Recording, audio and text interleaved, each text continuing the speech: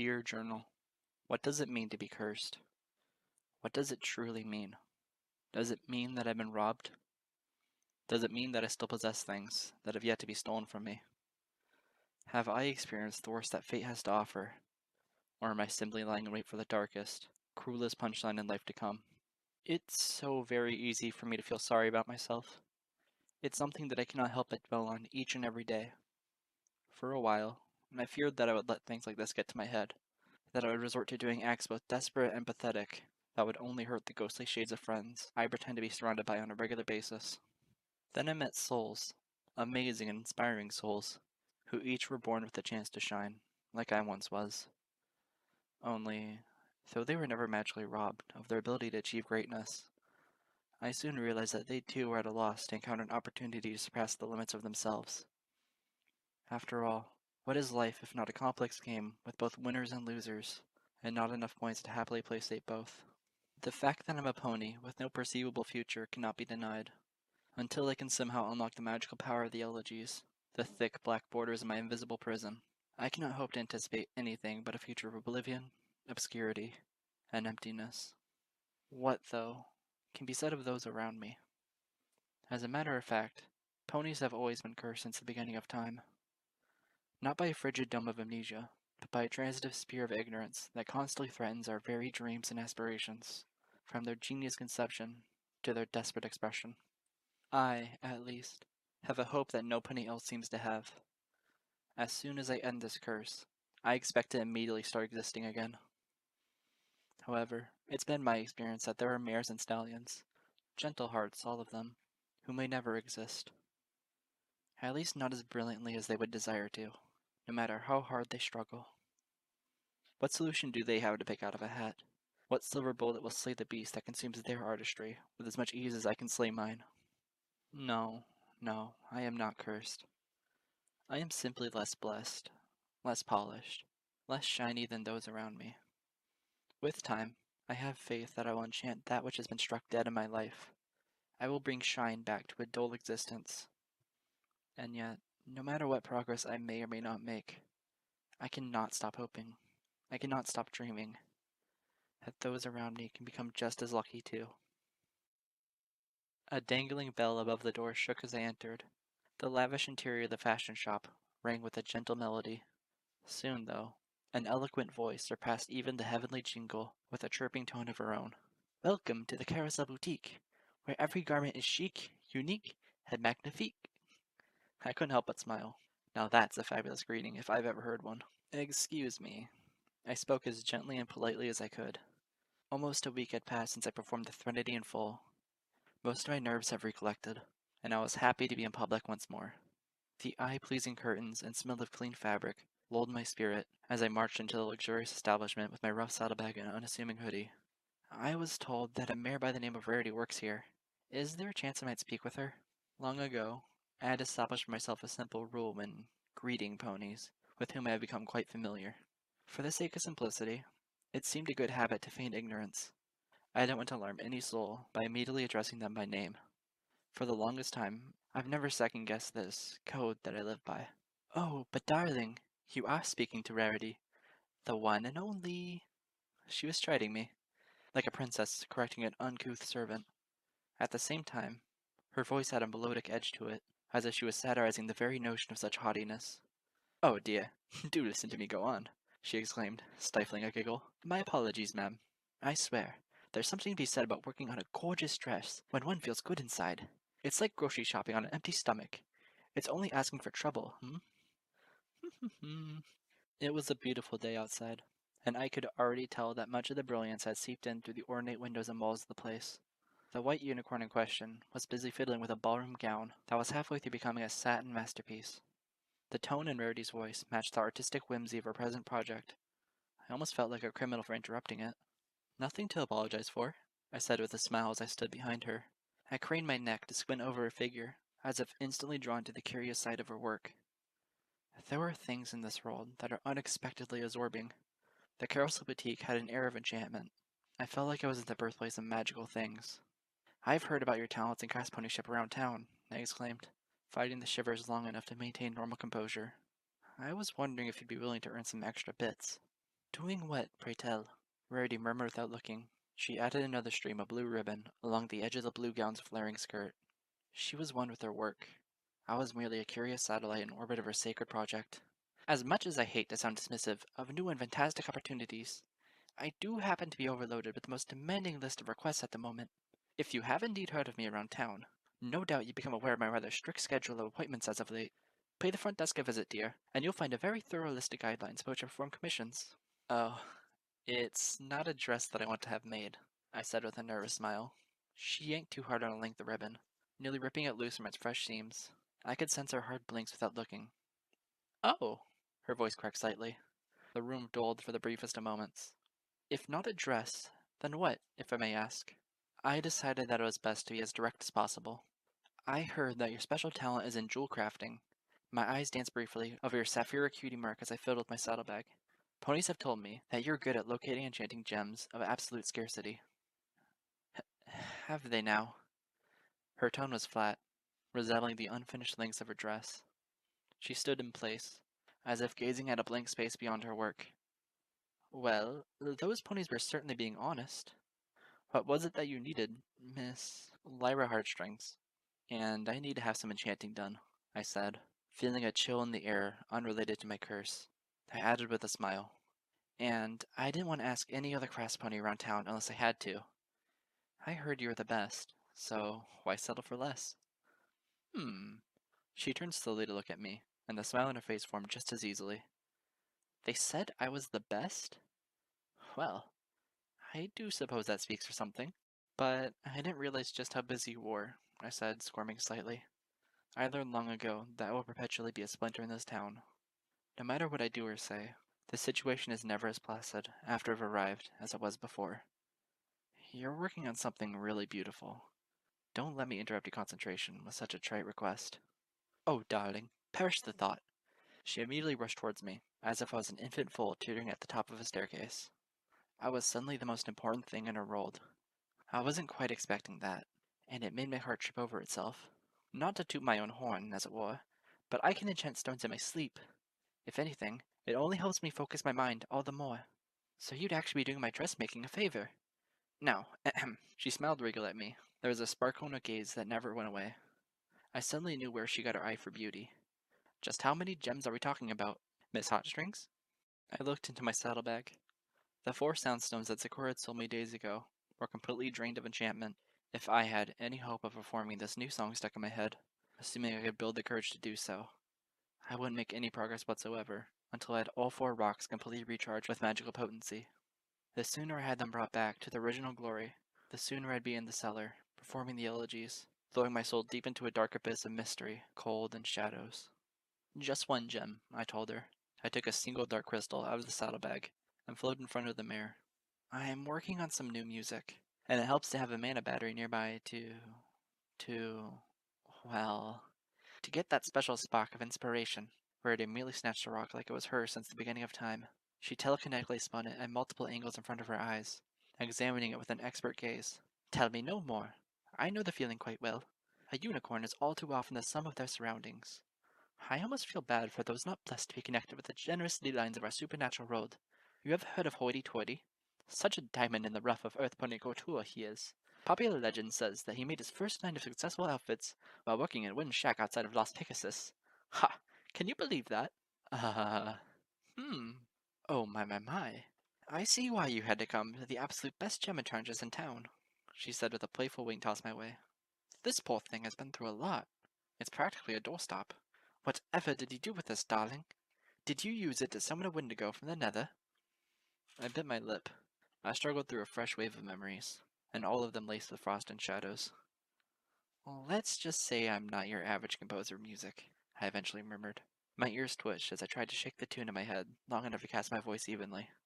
Sometimes I have to reach deep down, further than what history provides, in order to restore the most sacred ballads lost to us. I believe that there are songs that mean so much to ponydom that we no longer have the capacity to remember them, and the act of finding them steps more from me than just my talents. It takes a lot of, magic energy as well. Does that make any sense to you? I winced openly. I was already planning to just ditch the carousel and attempt to repeat this entire meeting the next day. But something that would have been lost was immediately saved by Rarity's grace and her grace alone. What's obvious to me, darling, is an artist in such a beauty, and that is something I can instantly respect. She smiled over the dull jewel at me. I, too, have a deep admiration for classism. If I could invent a time machine and go back to the period of stars while the bearded. She drew a hoof over her forehead and painted the rooftop of the boutique with rolling eyes. Oh, stars! So many fabulous designs, lost to the hungry moss and bitter decay of ages. If I could just bring back a single illustration to present day, I'd reintroduce modern Equestria to real taste and elegance. But alas, she focused once more on the dark gem and murmured lovingly, as if caressing reflection hidden beneath the onyx surface. What are we here for if not to invent, inspire, and illuminate? I gulped and smiled awkwardly. I can't say I'm nearly as creative as you, Miss Rarity. I'm just a historian. Nonsense. Don't sell yourself short. She smiled that way. No pony is ever really just an appendix of the past. We all have the future to build, together, in our own unique and special ways, don't you think? I turned my gaze from her. The walls were bespeckled and brain places with shiny jewels and mirrors. I saw Rarity's white coat and purple mane reflected in a glittering kaleidoscope. My colors were nowhere to be seen. I don't hold too much stock in the future, I eventually muttered and glanced back at her. Is it such a crime to live in the now? It's my experience that saints and criminals often have the same thing in common, so I stress it, She remarked flippantly, then cleared her throat. Now, darling, about refabulating your once fabulous jewel. Oh, I shifted where I stood. I know it doesn't look like much now, but it's a ram-crafted soundstone. Trust me, dear, I know my rocks. I must say, this is a remarkable find. Where rams lack in aesthetics, they certainly make up for in substance. If this was produced by any other culture in Equestria, it'd be a lost cause to attempt re-enchanting it. How much would be appropriate for such a service? Brody murmured aloud as he trotted towards a nearby window, parting the curtains with telekinesis so the brilliant beam of noonday sunlight poured directly into the heart of the boutique. It has been a terribly long time since I provided enchanting services, come to think of it. But if I recall the rates I used to charge, she paused for several seconds, to the point that I could only guess she was pretending to think for the sake of pretending. She soon tossed a tranquil glance my way. 3 bits, dear. Seems fitting, don't you think? I couldn't help it. My gaze was crooked as I blinked at her, and I fumbled a bit before answering. Yes. That is rather generous of you. I do get that a lot, it would seem. Her voice shook at the end of her utterance, like she had woken up that morning giggling and still couldn't stop. The air was alive with more than a sparkling telekinesis as she floated a metal stand over from a closet. She blew the dust off, coughed briefly, and positioned the tripod directly in front of the window. Oh, how glad I am that this thing hasn't rusted. It would do my family a great disservice if ever this heirloom go to ruin. If you don't mind me asking, I trotted over towards her in the contraption. What exactly is it? She gave an airy laugh. You really have had your horn stuck in the history books, haven't you? I weep quietly inside whenever I meet a unicorn who hasn't experimented with more than just one style of magic. She cleared her throat and spoke while methodically floating over a glass lens and fixing it to the upper stock of the metal device. This, my dear, is a celestial magnifier. All things that sound to be enchanted in this world have one element that can almost always bring luster back to the magic without fail. I blinked and uttered, Sunlight? Mm-hmm. Rarity hummed as she tilted the lens and positioned it at just the right angle to focus a thin beam of magnified light through a ring of metal clamps at the top of the stand. Her Majesty, Princess Celestia, gives us more than just the warmth and beauty of the day. She grants us the very essence of a being, something sacred that was hoofed down by the cosmic matriarch herself. If we focus the energy of the sun just right, it's like grabbing magic from the air. She tensed her facial features as she carefully floated the dull stone over and positioned it tightly within the polished ring of the metal clamps. And there. Ah, tell me, have ponies been given anything more generous than the princess's very own shine? I trotted over and stared closely at the gem with subtle, foolish fascination. Indeed, before our eyes, the dullness of the soundstone gave way. I saw a glow emanating from the center of the dark crystal in direct response to the focused beam of light. It was dim at first, but soon the familiar emerald haze was coming to life underneath the glossy surface of the jewel. That is indeed beautiful, I remarked. It's like capturing an alicorn's glory in a bottle. Not yet, it's not, Rarity boldly said. She brushed me aside and approached the gem like it was an altar. Ahem. This is where I come in, darling. She winked, and it was then that I realized she was about to earn my bits. With great concentration, Rarity focused magical energy into her horn. A second glow filled the part of the carousel, and soon she was encompassing the gem with a cascade of sparkles. I realized that she was using her talents to plant a containment spell on the Soundstone. It was something I could never imagine doing myself. After a year of studying every book on lunar magic in Twilight's library, I've learned to perform many fantastic feats, and yet still I was in awe of Rarity's gifts. That's... that's amazing! I looked from the gem to her and smiled. And you make it look so easy. Only because it is, dear. For me, that is. She murmured aside, all the while concentrating. I don't mean to sound like a braggart. We all have places in this world. I've met unicorns who could do something like this in half the time, and yet they charge 3 times as much. I've endeavored to not be like them. True talent is about earning more than just money after all. Oh well, you've earned my thanks, Miss Rarity. I chuckled briefly and floated 3 golden coins out of my saddlebag, as well as my bits. After she graciously took the payment with her own telekinesis, I said, though nothing I could pay you would come as close to how golden this day appears to be. Oh? If I may be so bold, you seem to be in a fantastic mood. I wish all ponies had a sunny disposition. Is there any reason why they shouldn't? She continued enchanting the stone while casting me a sideways glance. Her lips were curved, as if she was born with that smile. Well, perhaps I'm one to talk. It so happens that I've been struck with a great deal of good fortune as of late. Do forgive me if it comes across as a little uncouth. Nothing uncouth about being happy, Miss Rarity. Dare I ask what's the occasion? Tell me. Rarity's melodic tone didn't falter for one instant. Have you heard of Civil Seams? My eyes swam over the rich decorations of the boutique, and I was at a loss to form an answer. I can't say that I have. But then again, what's in a name? Her reaction was rather explosive. Why, everything, Miss Hotstrings! For a second there, I thought she might accidentally knock over the stand, atop which the gem was being enchanted. She glanced back at me, and her eyes were as hard as diamonds. It's what defines a pony. A title is one's vessel for notoriety and purpose. And I said nothing. Thankfully, Rarity wasn't finished, and Silver Seam's fame precedes her. She is only the most prestigious dress designer in the Manhattan scene. She's made top-of-the-line gowns for every annual fashion exhibit in Philadelphia and Trottingham over the last decade. She produces luxurious costumes of the regular Hot Swimming Eve pageant at Canterlot, and she's even designed the latest uniforms worn by the Wonderbolts. Wow, sounds like quite the career. It's more than that. Silver Seam's impact on equestrian culture is positively legendary, and I can't wait to speak with her face to face. I bet you can't, I said with a nod, then jolted as the realization hit me. I glanced at the sparkling clean links of the boutique, the fancy dresses that were on exhibit, even Rarity's latest project. Wait, so Silver Seams is coming here? Yes! Rarity squirmed in place. It wouldn't have surprised me if she suddenly sprouted Pegasus wings and performed laps around the ceiling. It turns out she's making a trip to Trottingham, and we'll be stopping by Ponyville along the way. Hoity-toity, with whom I have a good business acquaintance, had an opportunity to speak with her, and he personally suggested that she stop by my boutique. Silver Seams, the divine queen of fashion, stopping by here. She seemed on the verge of fainting. A magical beam of light pulsed from deep within the Soundstone, shaking her out of the felicitous spell. Oh, but that is merely my own little life. I just feel so bubbly, as Pinkie Pie would put it. Do forgive me for not being able to contain my excitement. Sounds like you have every reason to be excited, I said with a smile. She levitated the re-enchanted stone towards me, and I gladly took it. You have an obvious eye for beauty. No doubt Miss Seams would love having a look at your work. What? Rarity gasped at me, her voice hoarse and mortified. She gave the links of her boutique a flippant wave of the hoof.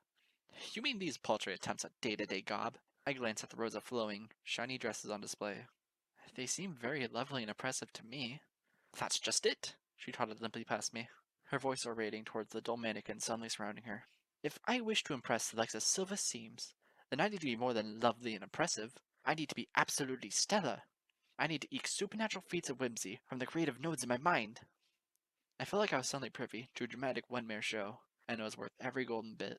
She will be here in less than a week. I only have a few days to make this boutique worth its weight in polish. I need to make a dress that will shock her, flabbergast her, and make her leave this town with my name engraved in her head as consistently and righteously as her name is emblazoned in the heart of every self-respecting fashionista from here to Blue Valley. Sounds like you've got your work cut out for you, I said. I dropped the Soundstone in my bag, sipped it shut, and smirked at her. I have no doubt that you'll find the time to make something absolutely dazzling.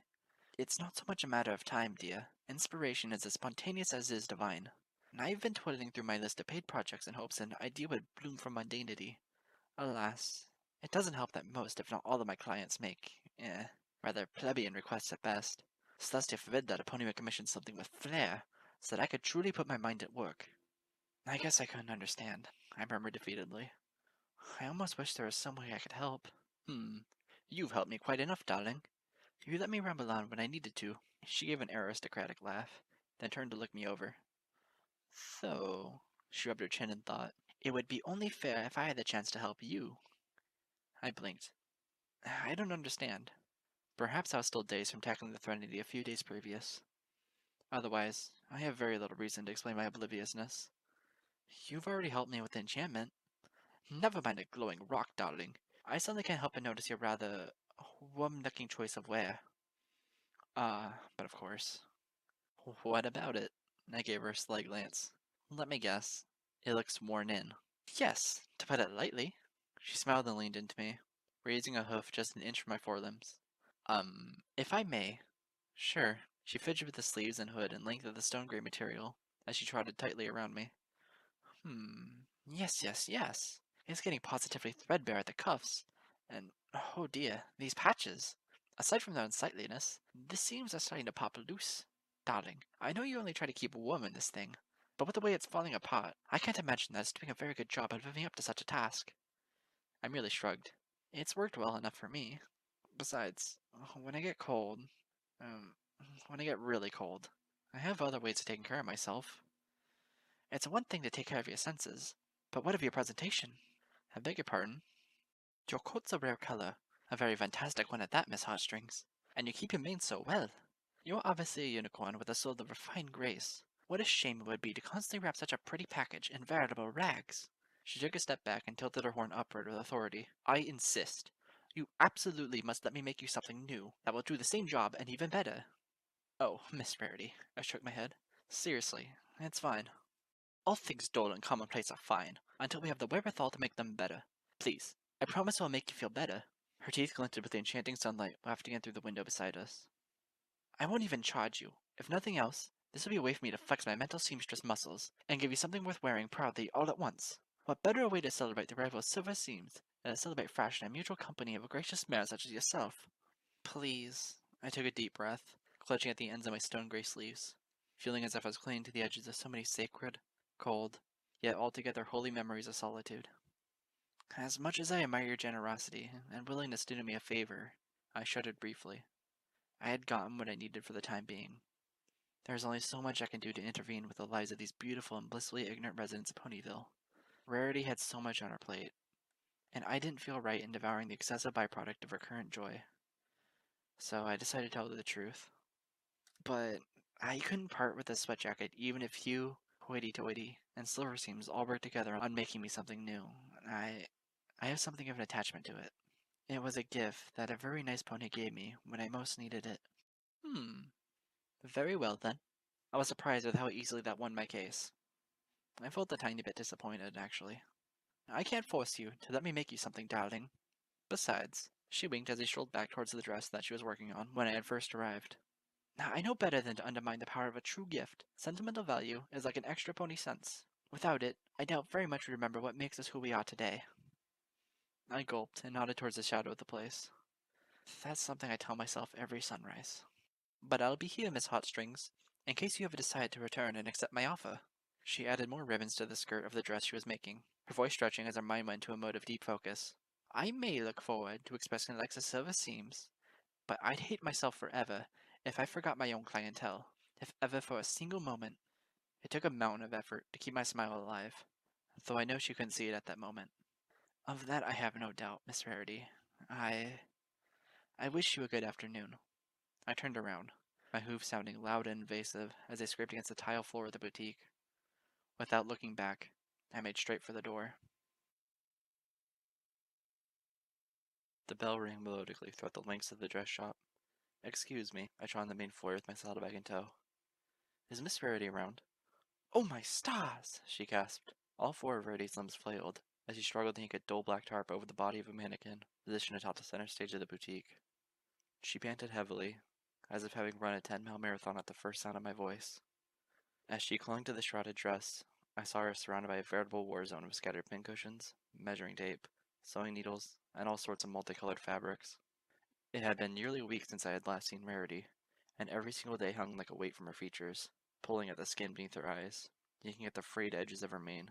A pair of working glasses reflected my blinking face as she gawked at me. I... I thought I had locked that door. I'm... I'm sorry. I felt genuinely shocked. I always fear that something like this might happen with the nature of my curse. There are times when I wonder if I'm just as incorporeal as I am invisible. You're supposed to be closed?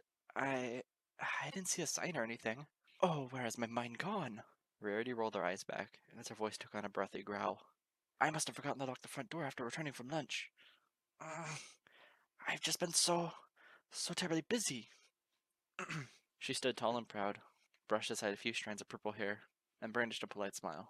I am exceedingly sorry, Miss Heartstrings. Do forgive me, Miss Heartstrings, but the boutique is, as a matter of fact, closed for business at the moment. I finished the last of my client's current projects 2 days ago, and I won't be accepting any more requests until after the weekend. There's been pressing business as of late. Pressing business? I blinked, then brightened with a smile. Oh, you mean that dress for Silver Seams that you were planning? Rarity's face became paler, if that was even possible. It, she... Her lower left eyelid began twitching. For a moment there, I thought she was going to teeter backwards and collapse completely. How did you know about Silver Seam's visit? I winced immediately. Whoops. Did one of my friends talk? She blinked. Then her expression became a hard-edged sword. Pinkie Pie. Somehow, she's always putting her tongue to improper use. No, it's nothing like that. I fiddled desperately for an explanation. I still don't know why I do this at times. I very seriously doubt that whatever I say, fabrication or not, will be explicitly carried over past my visitation with the pony soul. What is there to cover for? I suppose I want each encounter I have with these pony villains to remain as sacred as I consider them to be. I'm visiting from Las Pegasus, and I had attended a fashion show. Las Pegasus? The menace in Rarity's face immediately dissipated as soon as the word fashion bled from my lips. She even smiled for the briefest of moments. Then you are familiar with the work of hoity-toity? Yes, hoity-toity. And, supposedly he ran into Silver Seams and suggested that she stop by here. And if you made the trip from Las Pegasus to Ponyville in such a short time? Rarity gasped breathily as the thought of great enormity rocked her mind. There's no telling when Silver Seams herself may have arrived. She could be checking at the downtown hotel right now as we speak. She grimaced visibly and began pacing a panicked orbit around the tarp-covered dress. Oh, blessed Celestia, I'm not nearly finished. I've wasted enough time as it is. Oh, whatever shall I do? Hey, it's okay. Just relax. I gestured at her with 2 hooves and gave a gentle smile. Silver Seams is an affluent, well-to-do pony, yes? Oh, absolutely. Then, like all rich and famous mares, she's probably taking her sweet time. I grinned and touched the tarp with a hoof for emphasis. I'm sure you'll have every opportunity to finish this masterpiece. No! She blurred over and quite forcibly removed my hoof from the material that was obscuring the dress. You mustn't look, she hissed. You mustn't. I wasn't about to, Miss Rarity. Not unless you wanted to share. Out of the question, she exclaimed, nearly snarling as she hugged the bulky item like a dying pet. No way in Equestria could I let any pony see this now. Oh, very well then. I gulped and ran a hoof through my mane. I cast her a nervous glance. May I ask why? Why? Her eyes turned into bright blue saucers. Why?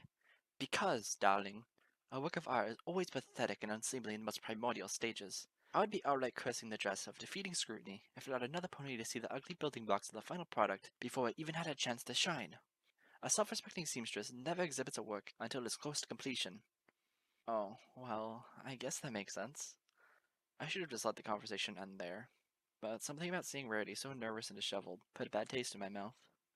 Why do I always make friends with ponies I can never afford to commune with? But I'm not Silver Seams, am I? Your point being? I glanced around the shadowy lengths of the Carousel Boutique. Half of the lights that were on last week were dimmed that afternoon, so that a single utilitarian spotlight was cast upon the dress Rarity was working on when I had shown up. I get the feeling that you've been holed up here for quite a while, working on this thing. Why, but of course! Silver Seams is visiting, and I must do all that's in my power to give her something worth writing home about. After all, this is a once-in-a-lifetime opportunity. And in all that time, have you had any critical eyes other than your own to judge the work in progress? Rarity said nothing. She merely blinked. I gazed past her expression. Not even your friends? She bit her lip to the bleeding point. I smiled gently. What I'm trying to say, Miss Rarity, is that maybe it wouldn't hurt to get an opinion about it this early on. I smiled and turned my flank aside so you could see my cutie mark. Experience with writing music has taught me that the final composition is always a heck of a lot more spectacular if I've had some other pony other than myself be a critic through the creation process. Yes. She breathed slightly easier. It appeared as though the wrinkles in her mane were smoothing away magically as she ingested my words. Yes, I do believe that is a very intelligent observation. So then, I turned to face her straight on. What's the harm in heading outside, seeing some sunlight, and fetching one of your closest acquaintances to provide you a critical eye? No, we can't be having that. I blinked. We can't? The girls, my friends, they are a darling bunch, but so many of them are prone to exaggeration for the sake of placating me. She paced slightly around the boutique. There are times when I enjoy such bias, even moments when I need it. Her jaw clenched tightly as a fire burned in her blue eyes. But this is not one of those times. After a pause, she tilted her face back up with a bright expression. She glanced at me. Miss Hotstrings, was it? Yeah? Would you be willing to tell me what you think? Her eyes were sparkling as she asked me this. I wish I could have said the same about mine. I shifted nervously where I stood, and waved my left forelimb so that she could get a good look at a patch on my worn-in hoodie sleeve. Honestly, Miss Rarity, do I look like I'm qualified to say what is or isn't acceptable in fashion? You are a perfect stranger. That's qualification enough. She smiled with the rising layers of hope emanating from her being, making it increasingly difficult to deny her with each passing breath. What's more, you're obviously a refined unicorn, who's both blunt and eloquent. Please, would you do me this favor? I'm sorry to bother you with it, but I am at my wit's end at the moment. But I thought it was practically criminal to look at it just before it's completed.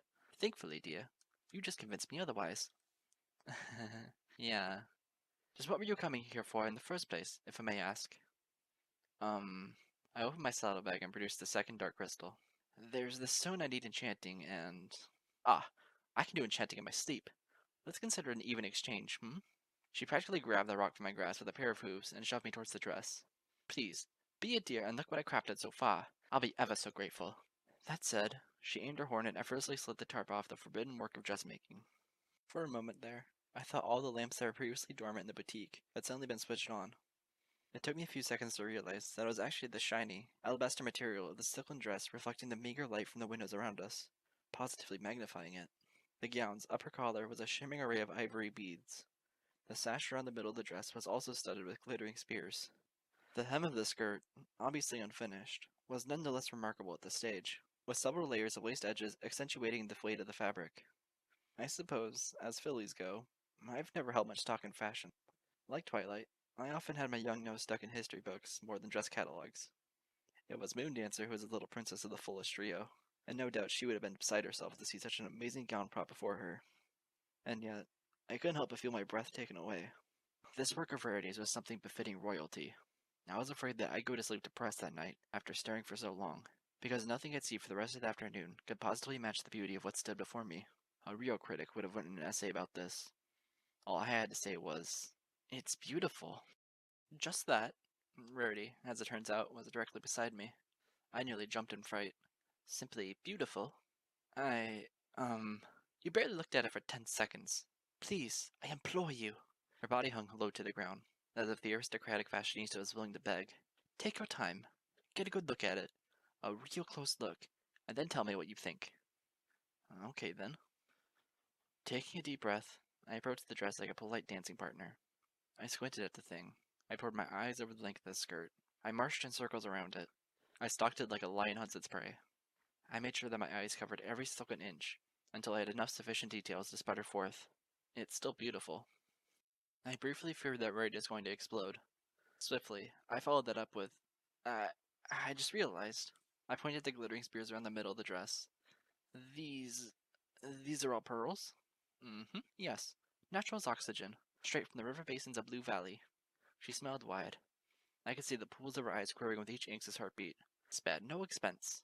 I stored them for a rainy day, as it were. Aren't they splendid? And they're making up the collar, I pointed out. And a dent. She scampered around and stood next to me, as she pointed out the many layers of the skirt. And there's more to be applied. Each of the final 3 seams shall be accentuated with them. That makes a total of 5 layers of pearls. That's... That's bold, I nodded, rubbing a hoof along my chin. Extravagant, yes, but it just shouts confidence and beauty. Natural beauty. Yes, yes. She calmed herself and spoke in a duller voice. Remind you of any pony? I blinked. I looked at her, then at the dress. Um, wouldn't you have put more blue gems in the design if you meant it to represent? Hmm? She squinted awkwardly, then rolled her eyes. Oh, bah! She chuckled airily. I would never think to be so narcissistic. At least not in this scenario. Think harder. I scratched my skull through my mane. Is it for Silversteam's herself to wear? I'm not entirely familiar with the color of her coat. Does it match? Rarity gawked at me as I was committing some blatant crime. You mean you don't see it? You don't see what I've done? I gazed at the dress, frantically searching for a clue. Everything was white, brilliant, pearlescent, and magnificent. What else was there to say? Is it not the 10th of August in 2 days' time? She finally clued me in. I glanced at her. I racked my brain for a connection. August 10th. August 10th. Rarity paced around me, orating with authority. Not only is it when I'm expecting Miss Seams to visit, but it's none other than the birthday of the legendary Princess Platinum of Unicornia. Oh, I blinked. Oh, I blinked harder, the dress suddenly coming into greater focus. One of the 3 founders of Equestria. And, she leaned towards me with a proud grin, the first royal member to have united the 5 tribes of unicorns into solidarity. I stared back at her. Seconds ticked into breaths. A resounding sigh felt like a cannonball to my chest. Oh, darling, do remember your roots, she said as she sashayed back towards the dress, and pointed at the many rows of pearls. What was Princess Platinum's gift to the founding matriarchs of the 5 tribes? I thought out loud, and grinned as the realization came to me. But of course, she gave them pearls excavated from the lost sapphire lake of Dream Valley. Grady grinned at me, like a teacher congratulating a learning fool. And as she gave them these pearls, the symbol of her grace and generosity, she declared a new era for unicorns, when they would invest all of their magical energies into guiding the path of the sun and moon for generations to come. She pointed to the obvious layers on the dress where the pearls would go.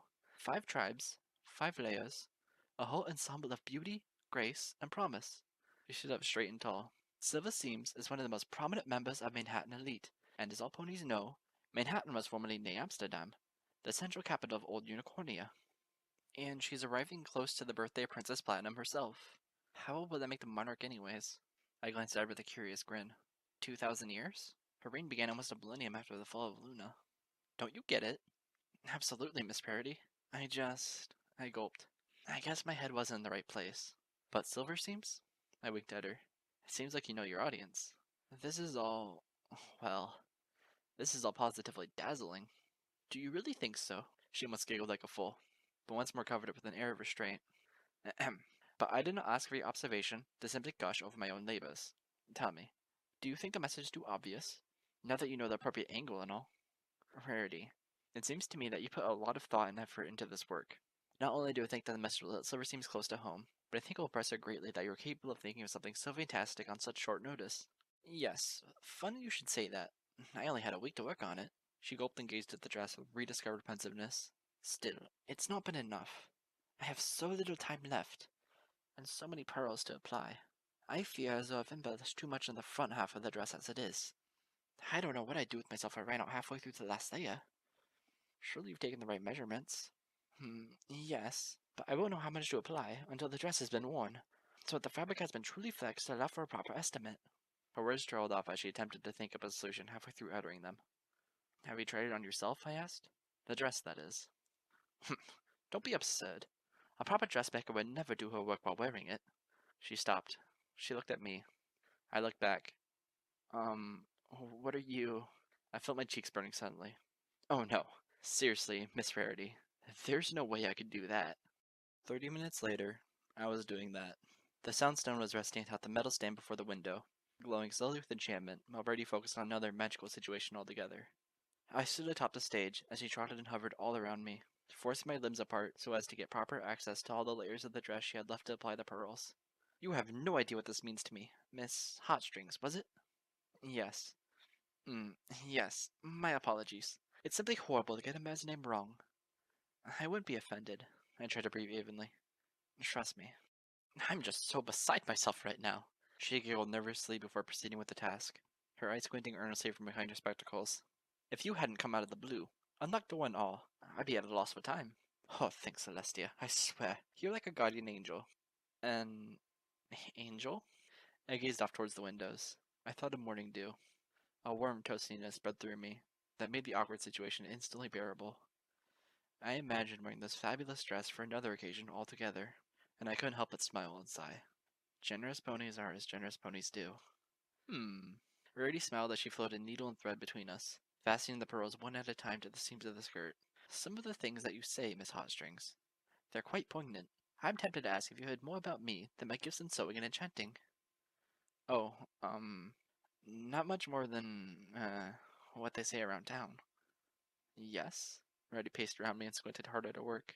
And just what do they say about me around town? I bit my lip. There are times when it's not so bad being backed up into a wall. I'd have expected not to be wearing a fragile, excessive dress at such moments. Well, ponies say that you're a good seamstress and very dedicated to her work. Oh. Her voice had a dead tone to it. She threaded the needle with far less enthusiasm suddenly. Is that all? Why am I not surprised? But I'm not exactly from around here. I tried to make up for it. Visiting from Las Pegasus, right? Was that what I said? Dear Celestia, I should have been better at this. I'm sure that if I stayed around here longer, I would have heard more about you. But honestly, I try not to stake too much claim in gossip. That, at least, was true. I relaxed with a gentle breath and allowed her more room to work around me. Besides, being popular has never exactly been my shtick, I gulped, especially as of late. And why would you say such a thing, darling? Rarity's voice became melodic once more. My attention was instantly grabbed. You're a pretty, elegant, intelligent young mare, if I may be so bold. I'm sure you're the object of Stallion's desire, and the target of Filly's envy wherever you go. I chuckled at that. I think your friend's tendency to placate has rubbed off on you, Miss Rarity. Oh, please. A good compliment is just like any other gift. Why shoot it down so? I fidgeted. I'm sorry. And none of that. There's a thing to be said about excessive humility, but just like with my good friend Fluttershy, it can be a tad bit grating at times. Do you lavish this Fluttershy with compliments as well? Rarity's lips curved. As I do with all cuddly ponies who deserve it. All I've done is help you with your dress. Oh, but it's more than that. Like what? Why, the little things, darling. Such as you asking for me by name when you first marched in here. I stared down at her. You really appreciate that, huh? Oh, don't let me get started. She briefly paused in sewing to roll her gorgeous blue eyes. If I had a shiny red apple for each time a pony marched in under the doorbell and failed to recognize me or my lifelong work, I swear, I would put Sweet Apple Acres out of business with my bounty. She smiled. That's why I'm so proud to have had a perfect stranger like you come in asking to see me. Even if I was, hardly welcoming when you first entered. I was gazing off towards the corner of the place.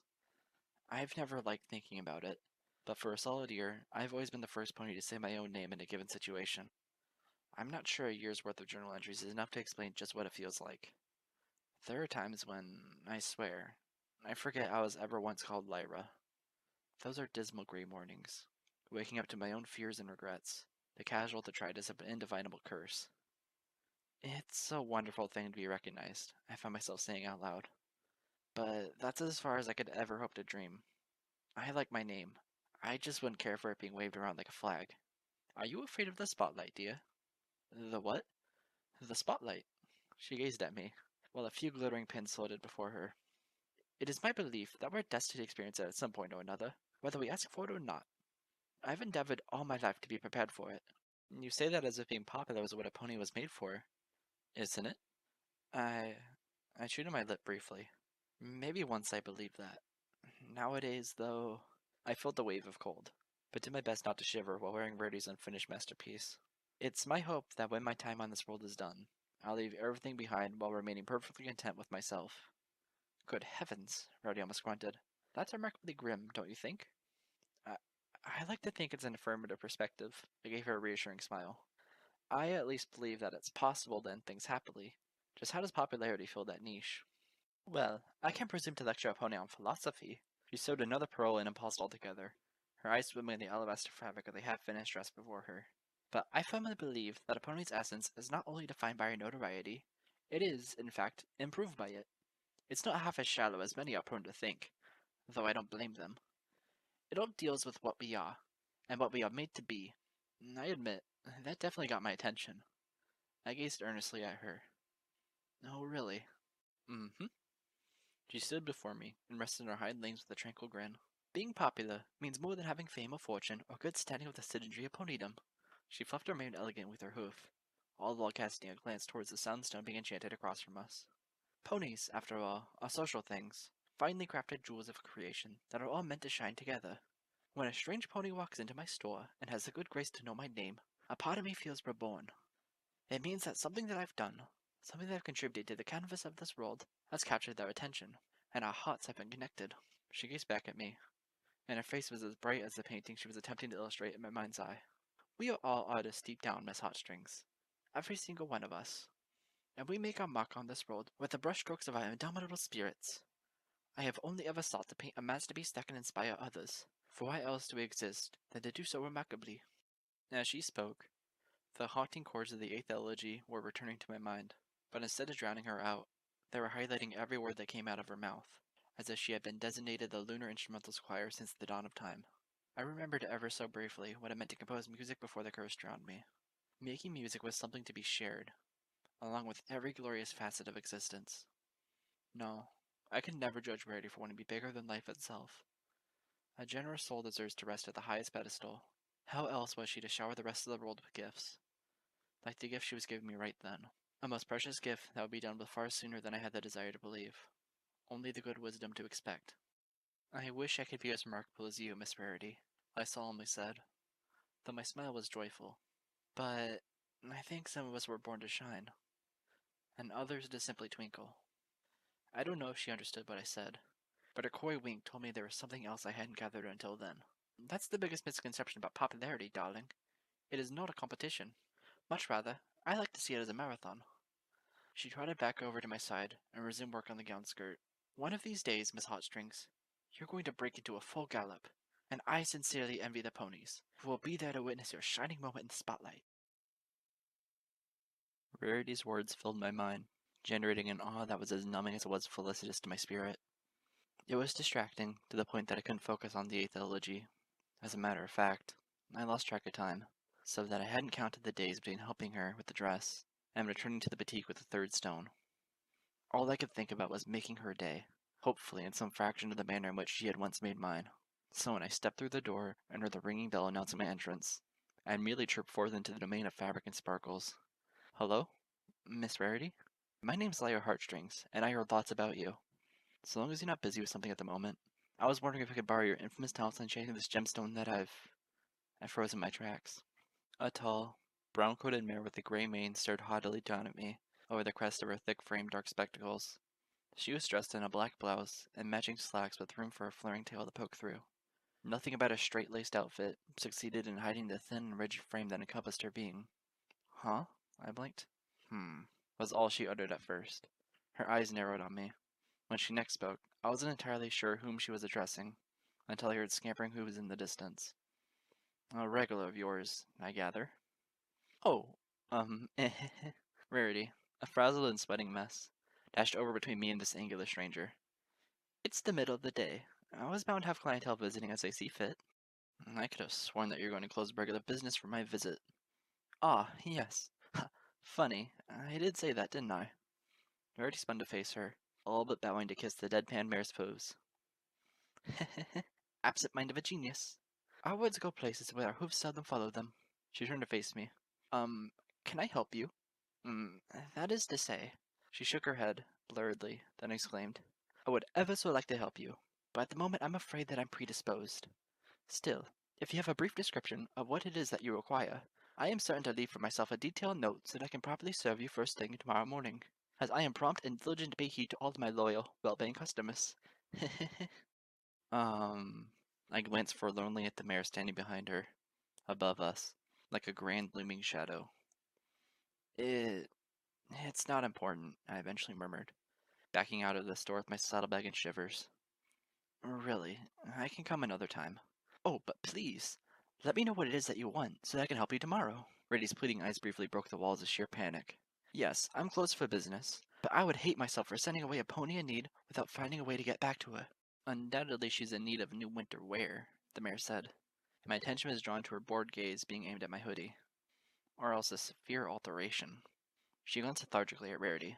From what Mr. Twitty said, I had assumed all of your fellow residents wore the candle outline you sewed from a year ago. Rarity gulped, then glanced aside at me.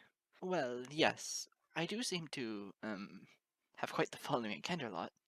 Hereabouts, however, she nodded briefly on her hoof, and tried to cover it with a smile.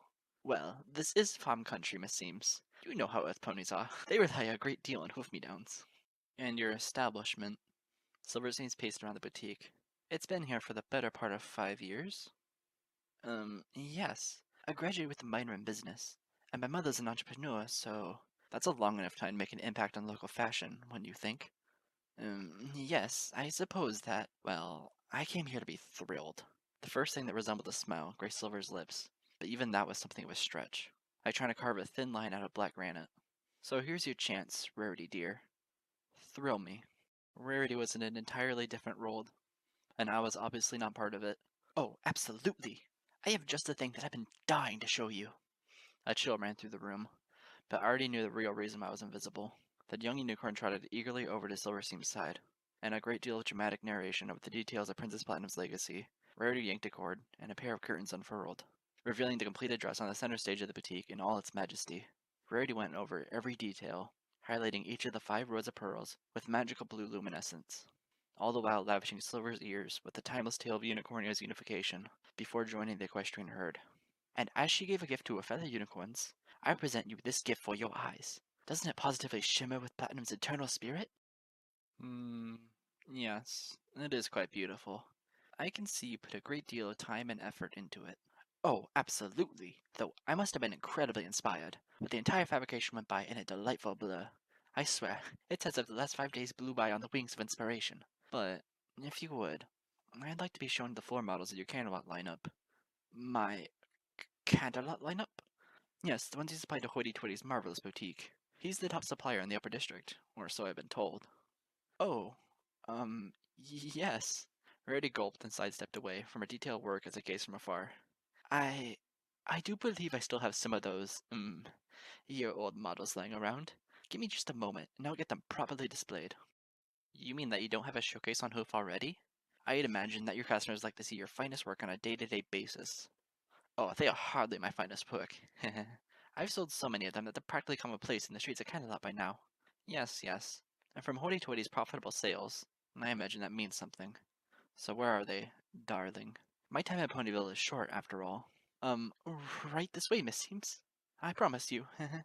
You won't be disappointed. As the two trotted out of view, I stood forgotten as always in the shadows. The pearlescent dress in honor of Princess Platinum shimmered brilliantly in the spotlight. But for the first time in nearly a year, I couldn't conceive of a lonelier image than what I saw right then. I longed for the words of Rarity, but whatever could have floated across the lengths of the boutique were instantly drowned out by Silver's absorbing presence. I trotted slowly out of the shop.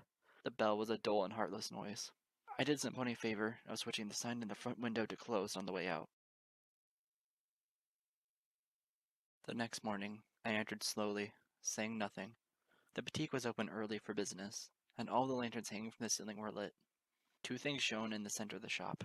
One was the dress of pearls, untouched and unmoved from where I had last seen it. The other thing was Rarity's snow-white coat, reflecting sunlight like a precious diamond. Her brilliance, however, was drowned out by a dull expression as she unemotionally fiddled with a scarf that she was sewing telekinetically in front of her. The skin was weighed under her eyes, so I was afraid to find out what, besides sleep, had tugged at her spirit. Bravely, I cleared my throat and asked, Miss Rarity? In a flash, the artist's eyes lit up at the sound of her name, as if a torch was ignited deep inside her. Rarity turned to gaze at me, her expression bright, but blank, like an untouched canvas. Oh, why hello. It was her turn to clear her throat. She straightened her legs so as to no longer appear so stooped. Welcome to the Carousel Boutique, where every garment is chic, unique, and magnifique. I smiled genuinely, hoping that it would be infectious. It wasn't. I nevertheless spoke. I'm visiting from out of town. I paused. I started over. My name is Light Heartstrings, and while I was visiting, I was wondering if I could pay you for some services, Miss Rarity. Yes. I would be more than happy to help you, she said, though her voice hardly matched the enthusiasm her words had meant to convey. It's always a tragic thing when a song is sucked from a pony's throat. Though I must apologize in advance. I had this scoff to finish for another client of mine, and I promised them that I would do it first thing when business hours began. I glanced back at the door, then at her once again. You're open earlier than the sign outside says. I couldn't help but notice that while strolling by for a morning walk. Well, I did not get that much sleep last night, so I didn't see the purpose in waiting another 2 hours. I'm so sorry to hear that, Miss Rarity. I gulped and backtrotted slightly. If it helps, I can just come by another day. No, absolutely not. I forbid it, she said with a slight growl. Then, after blinking at herself, she sighed and ran a hoof over her forehead. Oh, I do apologize. I know that sounded awfully forward of me. I've heard ponies say worse, I said with a gentle smile. I've never turned a pony away for services. I don't want you to be the first, Miss Heartstrings. She took a deep breath, her gaze locked onto nothing in particular beyond the nearby window frame. Heartstrings, she smiled. Now that's a delightful name that deserves to be famous. My heart skipped a beat. At first, I thought it was because a part of me actually, foolishly thought she had remembered it. I then realized I was simply being overwhelmed by a sinking feeling, and every time I tried to rationalize it, all that my mind's eye could come up with was Silverseam's dark, emotionless stare. It's times like this when I do something impulsive and desperate to shake the stupor that's overcome me. Perhaps it wasn't an accident that I did such a thing in Brady's presence. I heard that you got a visit yesterday, I blurted. From Silverseams, no less. I then attempted to rationalize what had to have been no less than a kick to the gut. That's the reason why I came here. I tried to give a playful grin. If Silverseam shops at Carousel Boutique, then that must make this a place of high class. My rather awkward compliment had no effect on Rarity. I should have known better, but I was still just so desperate to get her to cheer up. I only wish she was nearly as desperate herself. The jury is still out on that, I'm afraid, she ultimately said. I gulped. Why? Why do you say that? I imagine a seamstress would be excited to have some pony like Silverseam's pay her a personal visit. If you can call it a visit, she murmured aloud, struggling to fix the scarf with sudden frustration. Oh, bother, who am I kidding? Her lips curved slightly. It was a delightful encounter. Truly, it was. Silverseams is an amazing mare, and she's an utterly bedazzling conversationalist. Why, I spent 2 hours mesmerized as I heard her tell about her designing exploits in the grim streets of Stalingrad. A pony of her age and grandeur is remarkable. Truly remarkable. Rarity's nostrils flared briefly as her eyes lost themselves in a sea of fabric she was shaping into being. A pony like that has truly earned her fame. I fidgeted, standing behind her, like the shadow to something that once shone inside that place. With a cheerful voice, I boldly asked, And did you tell her anything at all about yourself? It sounds like Silverseams travels around a lot. I'm sure she'd like to know more about the Ponyville scene. I'm afraid our conversation never took such a turn, Rarity swiftly replied. She had to take leave for a meeting with one of her agents. Right now, she's likely having breakfast in bed, waiting for the afternoon train to take her off to Trottingham, and onwards to another season of lavish fashion shows. I will always admire the swift pace and courageous restlessness of the working elite, though I suspect it will forever be from afar. I didn't know how else to get her to say more than to utter, I don't understand. What's there to understand? She retorted coldly, so I wonder if she was even talking to me anymore. There was a cold tap-tap-tap of her floating needles coming to hard contact with one another, almost snapping loose the thread she was knitting into place. Did I set myself up for another fall? I only had myself to blame, of course, putting so much weight into a single moment, a single glance, a single blasted opportunity, as if the entirety of one's life is determined in a blink. I don't know what's more foolish, the fact that I had to stoop to relying on something so desperate, or the fact that it wasn't my first time doing so. I gulped and said, The way I see it, it's not so much that we learn from the mistakes in life, but that we learn to encounter future mistakes with greater tenacity. Well, maybe mistakes are the problem in of themselves, Rarity finally grunted, all but slapping the knitting materials to the floor as she flashed a very familiar dress the angriest of glances. Maybe genius shouldn't have room for stupid errors, or else it isn't actually genius in the first place. The room was silent, save for the pistoning sounds of her enraged lungs. Slowly, the elegant unicorn composed herself. The voice that came out of her next was still embroiled, but collected. Miss Heartstrings, whoever you are, I can only guess that you are a musician, and a talented one at that.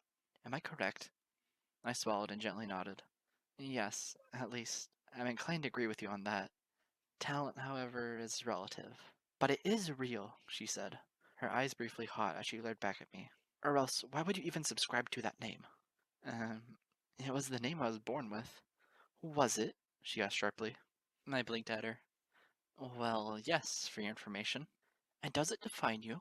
Does it convey to other ponies who and what you are when they say it out loud?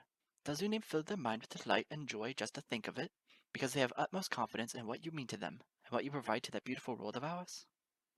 I took a deep breath, and my gaze fell defeatedly towards my hooves. I couldn't say. Well, allow me to be so bold, but I hear your name, I see your cutie mark, and I am instantly proud of you, even if I don't know who you are, she said. Her face was too tight to express a smile, too proud to grimace. She continued, because if there's one thing I believe in, it's that we're all here for a purpose. We're placed on this earth to shine. Some of us do so better than others, but that's not the argument I'm trying to make. In order to be successful, Miss Hotstrings, to be popular, to make our mark in society, two things have to happen. We have to be sure of ourselves and the gifts that we have. Secondarily, we have to meet others who share that vision, so that they may properly channel the contributions we have to make in the world of expression. She sighed, and looked towards the brilliant dress once more. With each passing day, I feel as though there are fewer and fewer ponies in existence who know how to properly keep those channels open. Complacency has taken the place of creativity. At least, I hope that's the case, as horrible as that may sound. Because if I'm wrong, and it's all just me... Rarity's breath came out ragged. She ran a hoof over her face, muffling her next utterance. Then, dear Celestia, how far have I fallen? I pretended to follow her gaze, just so that I could have an excuse to make mention of the beautiful masterpiece in the room. I have to say, though, I can't stop staring at that gown since I walked in here. Did you get a chance to show it to Silver Seams while she was around? For a moment, Rarity was without words, so I continued. I think it's absolutely gorgeous, but it's more than that. I opened my mouth to continue, but a very tender part of me hesitated. The moment was too thin. After a quiet struggle, I dared to say it anyways. Funny that you should choose a pearl motif, considering it's a day after the anniversary of the legendary Princess Platinum's birth. Rarity immediately flashed me a glance, one that was frozen for a few pale seconds. Her face broke into something that was halfway between a chuckle and a sob. I was briefly mortified to hear her sniffle. Soon, however, she composed herself in time to smile and murmur, You really do live up to your name, Miss Hotstrings.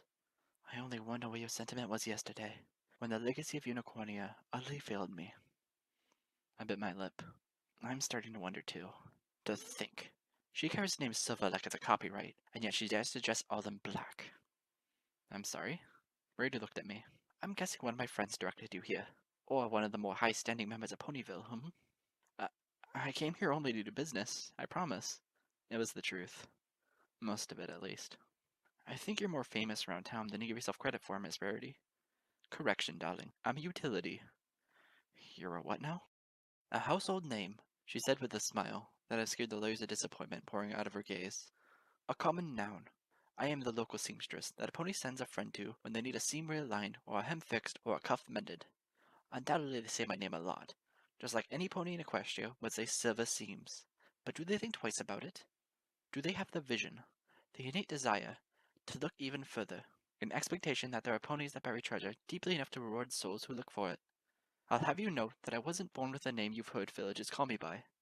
I wasn't always Rarity. I blinked. I hadn't expected that at all. You weren't?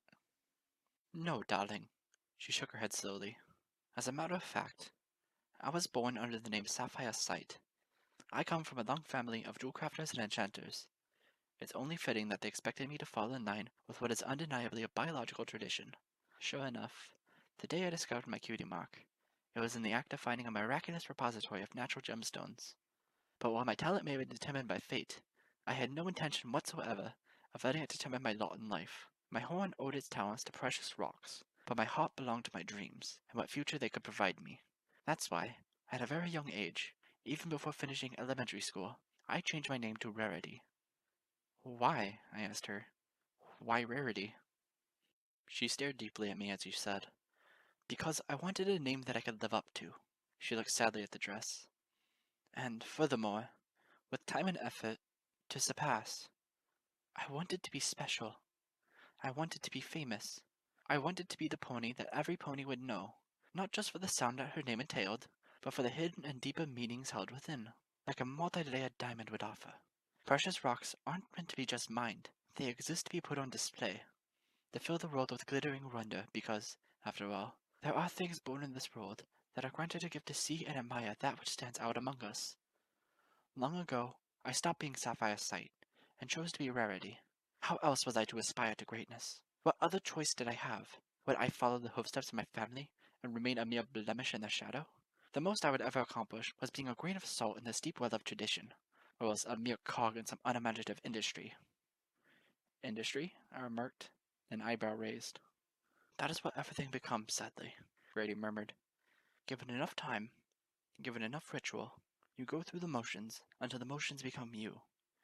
And then what is life beyond the utter necessity of the mechanization? Yesterday, I had an entire afternoon to look into the eyes of Silver Seams, to hear her voice, to bask in her aura. And when the whole encounter was said and done, and after I had finished digesting all of her words for whatever palpable merit there was left to savor, I realized that I could have gotten as much of a catharsis from a machine. And do you know why? Because Silver Seams has become a part of the industry, a process born from art and yet blind to it. She was once an aspiring daredevil of Manhattan couture. Today, she's an old and jaded mare who designs with the hooves, but they're no longer attached to her heart and soul. All that matters is the profit behind the process, something that is measured in money and not in magic. I would almost feel sorry for her, if it wasn't for one thing. Yes, I leaned forward, curious. What's that? Rarity gulped hard. She seemed to be dealing with her own brain to shivers by the time she eventually said, that she's the one mare in Equestria who has it right, that everything today is nothing but industry. For what is commonplace is not only accepted, but worshipped on high, because every pony is afraid to think, to challenge, to find things that are new, that are special, that are rare. She exhaled long and hard. And all the while, I'm wasting my time looking for ways to stand out, saving all of my pearls to make one beautiful dress when I should be making dozens that will earn me a proper spot, even if it's just another part of some grand, bland machine. I was listening to her, but some pony's words were rising to the surface, and that pony was me. I thought of my journal entries, so many identical to the one that I'm writing right now. If I wasn't writing for myself, what kind of exposure could I actually hope to achieve, assuming that a pony had the blessed sight to see what I had inscribed? Would it be a deep and thoughtful critique? Or an errant flip through the pages, before the same hooves toss the text back into a dusty pile of all of yesterday's tragedies? Even a song can move a soul only so far ahead, until a different tune shoves the spirit in the same direction like a gale-force wind. How, then, does a pony build a proper sail to navigate the storms of the saturated world? Maybe, I spoke. Maybe you're still just waiting for proper exposure. I glanced up at her. It's a long wait, sure. But that doesn't mean it won't come to you, Miss Rarity. Perhaps the day will come when you will rise up, like Silverseams has. Only you won't settle for being commonplace. You won't make the same mistakes she did. Mistakes? Rarity smiled. Miss Seams has achieved everything I've ever wished I could. And did she get there by making mistakes? If that's true, then I obviously need to make such transgressions myself. She took a deep breath. But I have never, ever walked that way. Nor would I wish to. I said, I'm guessing life is cruel to perfectionists. I never blame life for the world's cruelty, Rarity muttered. Only ignorance. She smiled painfully my way. And I would hate to be such a transgressor, especially before a mercifully patient and gracious mare such as yourself. Please, do forgive my self-absorbed ramblings, Miss Hotstrings, and tell me how I may be of service to you today. My heart immediately fell to the bottommost part of my gut. Oh, oh, my saddlebag weighed as it was full of cemetery gravestones. You know what? We had a delightful conversation, and I think I got exactly what I needed from this visit. Come now, do not let my passionate going-ons frighten you away, dear, she said softly. My best friends have occasionally labeled me a drama queen, and they would more than occasionally be correct. Please, tell me what you came here for. You have my full and undivided attention. You've earned it. I gulped, shifting guiltily like a young colt who had just killed a bird with a slingshot. I fiddled telekinetically with my saddlebag and avoided her gaze, as I stammered forth. I came here... I came here because, I heard that you're good with enchanting gemstones. I should have given her the last two stones. Instead, something sincere inside me only produced one. And I desperately need to have these imbued with magic once again. I've been told that you're the best in town, and I didn't want to settle for less. Rarity's response was a sincere breath and a nod of her head. No pony should ever settle for less, darling. I immediately winced. But But you're busy with the scarf, and I'm sure you've got other dresses to make, and Miss Hotstrings. I understand if you're just not up to it. Miss Hotstrings. She grabbed the rock with forced charge of telekinesis. Standing up straight, she gave me a placid grin as she trotted towards the necessary equipment beside the window. Enchanting gemstones is just one of the many ways I make a living. Ever since I came to Ponyville, I've done just that. Living. But that doesn't mean I can't do it gracefully and proudly. Please, let me be of service to you. I reached a hoof towards her from afar, but it was as if she was slipping away from me. What broke my heart was that I realized she had no other place to slip away to. This was her home as much as it was mine. She was as much a prisoner, and yet she wasn't cursed. Or was she? Just what pony isn't cursed, come to think of it. I hadn't put that much philosophical thought into the idea until then. Until I saw Rarity going through the motions. Being reborn is Sapphire's sight. Setting the lens up before the window and capturing the sunlight like a piston would be empowered by steam. In the end, I would give her 3 golden bits, and she would give me a smile. But I suddenly no longer knew which one was more jaded. Once I had left Rarity's presence, she would forget that I ever existed. But she would not forget her troubles. Her concerns were as real as oxygen, and she depended on them just as desperately. What place was it of mine to try and convince her otherwise, even if I had the power to do so? Fame means nothing to me, but that is simply my curse. How much worse is it to have an opportunity that is never realized, though the potential is always there? Was she making a mountain out of a molehill? Did society think of her as just any other contributing part of the machine, assuming it thought of her at all? I wonder if there was any pony qualified to do proper, unbiased research on a soul's notoriety, and then I realized that such a proper pony was me. Rarity? Yeah, I know her. She's the pony who operates the carousel besides the Ponyville Fairgrounds, right? Wait, huh? You mean tell me it's not an actual carousel? Yeesh. What's with all the flippin' tents around that side of town, then? Miss Rarity, Miss Rarity. Oh, I remember her. White coat, bluish mane. I listened to her perform once at a dance party at Town Hall last summer sun celebration. What's her call sign again? DJ Pone 3? She's a tailor, right? She puts together the dresses and stuff? Or is that the unicorn with the streak in her hair? Whatever. One of them lives in a tree. Can I go now? I'm late for lunch in downtown. I vaguely remember something about a unicorn who nearly died at the Best Young Flyers competition in Cloudsdale. Hey, did you hear about a neighborhood weatherfly Rainbow Dash did on that day? She produced a brilliant sonic rainboom right in front of Princess Celestia. Swoosh! Kablam! Yeah, she saved like 3 entire members of the One Bolts at the same time, too. Talk about your 15 minutes of awesome. Isn't that the mayor who sounds like a vampire and visits a low and notices day spot twice a week? Why, I go to Carousel Boutique all the time. You're telling me she owns the place? My goodness, I always thought she was just an intern. I mean, what unicorn at that young age doesn't inherit a business like that? Do you get what I'm saying? I know that there's a white unicorn who's one of the rumored elements of harmony, you know, because apparently elements are no longer sacred objects like in olden times, but they're instead infused with the spirits of living ponies. All I know is one of them is loyalty, and she's a white unicorn. Maybe it was the element of beauty. Why are you asking me this again? Scram, lady. I'm trying to eat my sandwich here. Come to think of it, we had a fashion show here in Ponyville once. It was almost a year ago. Some fancy schmancy art critic from Canada came for the whole event. Wouldn't you know it? It was all just some practical joke on the poor schmuck. It had to have been. The dresses that were on display were gaudy as all get out. I swear, I've never seen a posh know-it-all get so enraged. Wait, what? Why does this come to mind? Because the whole dang prank was this Rarity's idea, wasn't it? I mean, that's why you're asking around about her, right? It's about time karma cut up with that mare. Ew, like, why would I go shopping at some overpriced hole-in-the-wall place on the far east side of town? I totally, do all my shopping at Rich's Threads. After all, that's where all the popular fillies go. Leave Carousel Boutique to the upstart snobs who run the place. How dare you! I glanced over from where I stood inside Sugar Corner, interviewing a pair of young mares with pastel pern manes. The two gazed in the same direction, looking bored beyond all measure. The author of the last exclamation immediately wilted upon our combined glance.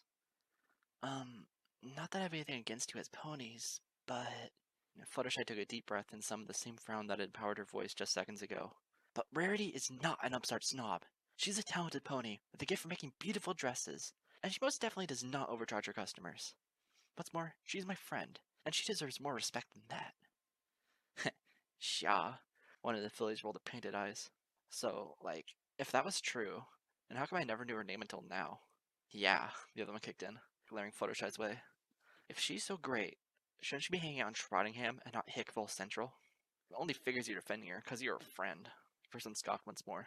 Heh, let me guess. She totally gives you discounts. Just say nice things about her. Fluttershy's blue eyes quivered. That's not true. Rarity? She gulped. She just... Heh, just what I thought. The two fillies marched off, the bright tails swishing in unison. Come on, let's ditch these lamos. The smoothies here totally stink anyways. Like, oh my goodness, I was about to say the same thing. No way. We should so take notes about it. The two left, along with their perfume.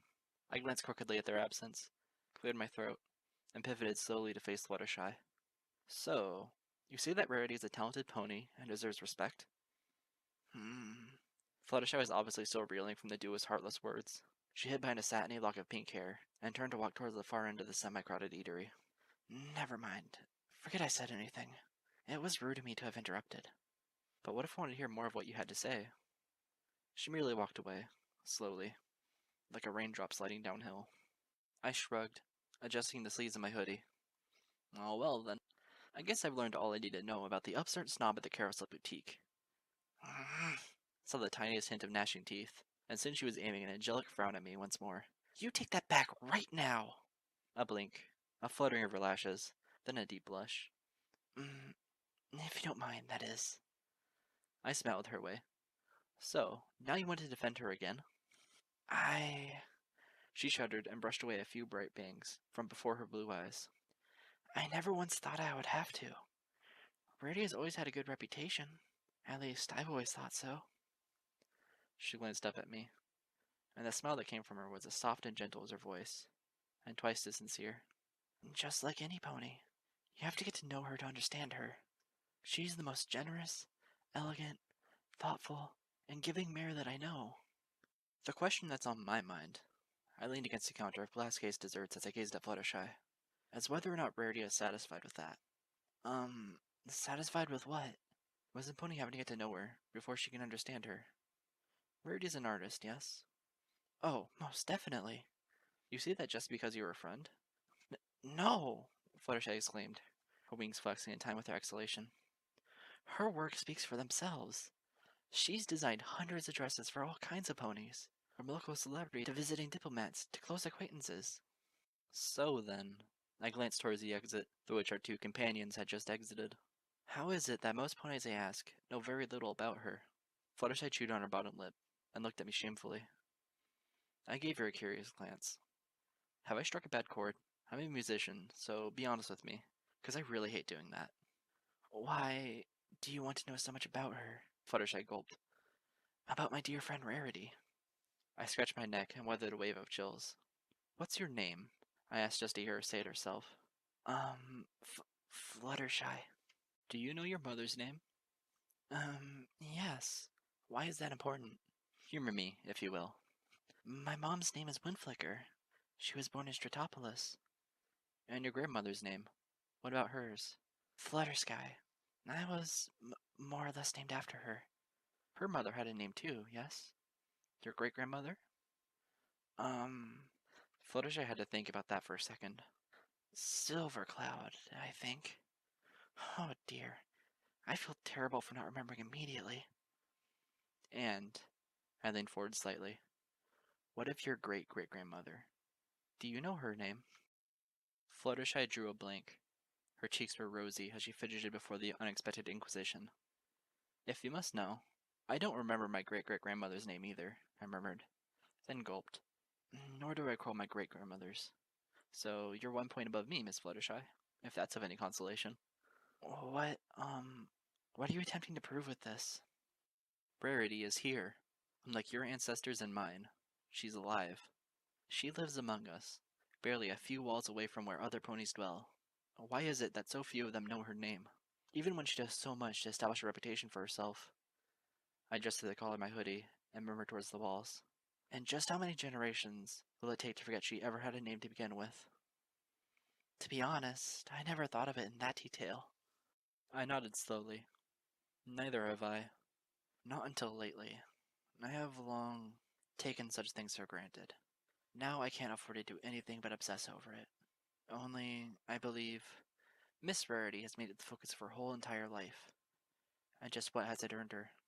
You obviously care about her to have analyzed the matter this much, Fluttershy said woefully. I only wish I was as considerate. I gave her a curious glance. Correct me if I'm wrong, but aren't you her friend? What can make you think that way about yourself? Because, Fluttershy struggled to push the words out. Because when I should have been there for her in the past, I failed. And I wasn't the only one. All the ponies she depended on failed her as well. I don't see how that could be. It's true, Fluttershy murmured. For this year's Grand Galloping Gala, Rarity and myself and 5 others were all invited to attend the royal ceremony. In honor of the occasion, Rarity took it upon herself to make all of us dresses, free of charge. I've never seen a pony do something so generous before or since. But after she had put so much time and effort into the gowns, we didn't show any gratitude. No? No. She guiltily shook her head. Not at first, at least. We had our own ideas of what our gown should have looked like. Any self-respecting seamstress would have quit on us all right then and there. But not Rarity. Her desire to make us happy was bigger than her desire to express herself, which she had every right to do. She sewed the dresses we wanted to have made, but they were simply horrible. We were just too blind and selfish to realize it. And then... She winced as if a wave of nausea was passing through her frail body. There was this fashion show, and those terrible dresses were put on display for the likes of Camelot's own hoity-toity. It was Rarity's one chance for the spotlight, a moment she had always dreamed of, and we had ruined it for her. That... I bit my lip and helplessly nodded. That sounds horrible. It was. She was devastated, but we all tried to make it up for her. We finished the dress that she was making for herself to wear at the gala. Then, after grabbing Hoity-Toity's attention, we were able to perform a second fashion show, a private one, and he got to see all of Rarity's marvelous designs for the first time. He was impressed, and he ended up paying her a great deal to have her line of fashion sold in his boutique at Camelot. Huh, I smiled warmly. Well, there you go. Friends to the end. Sounds like you paid her back proper. Paid her back? Fluttershy gave me a sad, wilted expression. Oh, if only that were true. Don't you see? The damage was done. Even if Hoity-Toity was impressed, did that really mean anything for Rarity's fashion career? She gulped hard and shut her eyes shamefully. Yes, she earned a lot of bits from the private show, but what had happened in town ruined any chance she had of coming public in this part of Equestria. She sold hundreds of dresses in her line of work throughout Camelot, but right here, in her home, where her reputation matters the most, she's had her chance to be in the spotlight, and it's gone. Gone forever. I stared around the lengths of Sugar Cube Corner, entrenched in thought. Finally, I couldn't help but ask, then why does she stay here? If her opportunity had come and gone for her elsewhere. I wish I knew. I'm only glad that she's around, because she's my friend, and it fills me with joy to be in her presence. Fluttershy smiled painfully, especially since it wouldn't be the last time that is, I put a dent in her dreams. How so? Something like that happened again. Fluttershy once more avoided my gaze. A famous photographer named Photo Finish came to town. Rarity had an opportunity to show off her fashion, and she needed a model. She chose me. I was so honored, but then something unexpected happened. Photo Finish focused entirely on me. She paid no attention to Rarity's beautiful outfits whatsoever. It was because of Rarity that any attention was paid to me in the first place. I wasn't a huge fan of it, and it didn't last for long, but I was somewhat famous in modeling for a while. And in all that time, Ray didn't receive an ounce of fame. Fluttershy's voice was shaking somewhat as she spoke. All that Sweetmare wants to do in her life is make her name known. She wants to make beautiful things and have other ponies share in it. And at least twice already, fame has passed her over. You can even say 3 times, if you count her connections with Princess Celestia's star pupil. Twilight Sparkle. That's a name that is bound to go down in history, Fluttershy remarked. And I know Twilight. Just like myself, fame is not important to her. But to Rarity, our mutual friend, it means everything, and she has given everything. over and over again, with a generous heart that amazes me each and every day. I took a deep breath and laid a gentle hoof on Fluttershy's shoulder. I envy you, in a lot of ways. Me? Fluttershy blinked awkwardly. Why? I smiled. Because you're close friends with a living fountain of blessings, such as Rarity. I know that. But then there's one thing that I can't understand. She entreated me with soft eyes, as if begging for an answer to an impossible question. Why is it, in this world, that a fountain of blessings seems to be so terribly cursed? I didn't know either. But I was almost willing to ask Rarity herself. Hello? I spoke under the resonating tone of the Carousel Boutique's entrance bell the next day. My name's Lyra Heartstrings, and I was wondering... I froze in place, blinking, as several flailing bits of fabric flew past me like silken comets. Is something wrong? Oh, what could ever be wrong? Rarity grumbled. She was a purple cat volcano waiting to burst, or else she had burst several hours ago. Her voice was as hot as her bloodshot eyes as she fiercely rummaged through the messy sea of sewing materials that the center of the boutique had become. Could it be wrong that I don't have the lace I need to finish the dress order that I should have tackled a week ago? Could it be wrong that I put my trivial problems ahead of everything else in life, such as my duty to my clients? Could it be that I swore that I bought some yellow lace just 3 days ago, and now it seems to have grown hooves and galloped away? I gulped nervously and stood still as an iceberg as she darted all around me. Would you like some help with... With what? I put myself in this situation. I should be the one to pull myself out of it. As if I haven't allowed myself enough distractions already. She paused briefly, knee-deep in a hill of fabric, to sigh and groan my way. Ma'am, I am exceedingly sorry for this immature show I seem to be putting on, but I'm afraid you've caught me at a bad time. I'm behind with several projects, and though I'm willing to take orders, I doubt very much that I can make my services available to you at any time soon.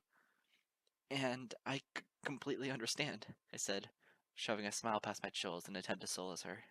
I just heard about your work around town, Rarity, and I wanted to see... Oh, I'm surprised the local gossip has a breath to spare about me. She smiled bitterly as she dug through another messy mountain of unkept materials. They do seem all too eagerly enthralled in covering every inch that the genius hooves of silver seams have covered. Silver seams? I leaned precariously on the edge of multiple responses, before deciding to play blissful ignorance. You mean to say that she was here? In Ponyville? I had forgotten how much Rarity hated ignorance. Ha! But of course, she no longer is. That's not enough to silence the sound of a name in the air. At least not enough to hide the fact that she didn't leave her trip to Trottingham empty-hoofed. She... I blinked awkwardly. It was obvious that Rarity's ire was stirring this whole conversation. I was merely the rudder. She didn't? Why? Haven't you heard? Rarity spun to face me, slapping her hooves onto the tile floor as deadly parentheses to her next exclamation.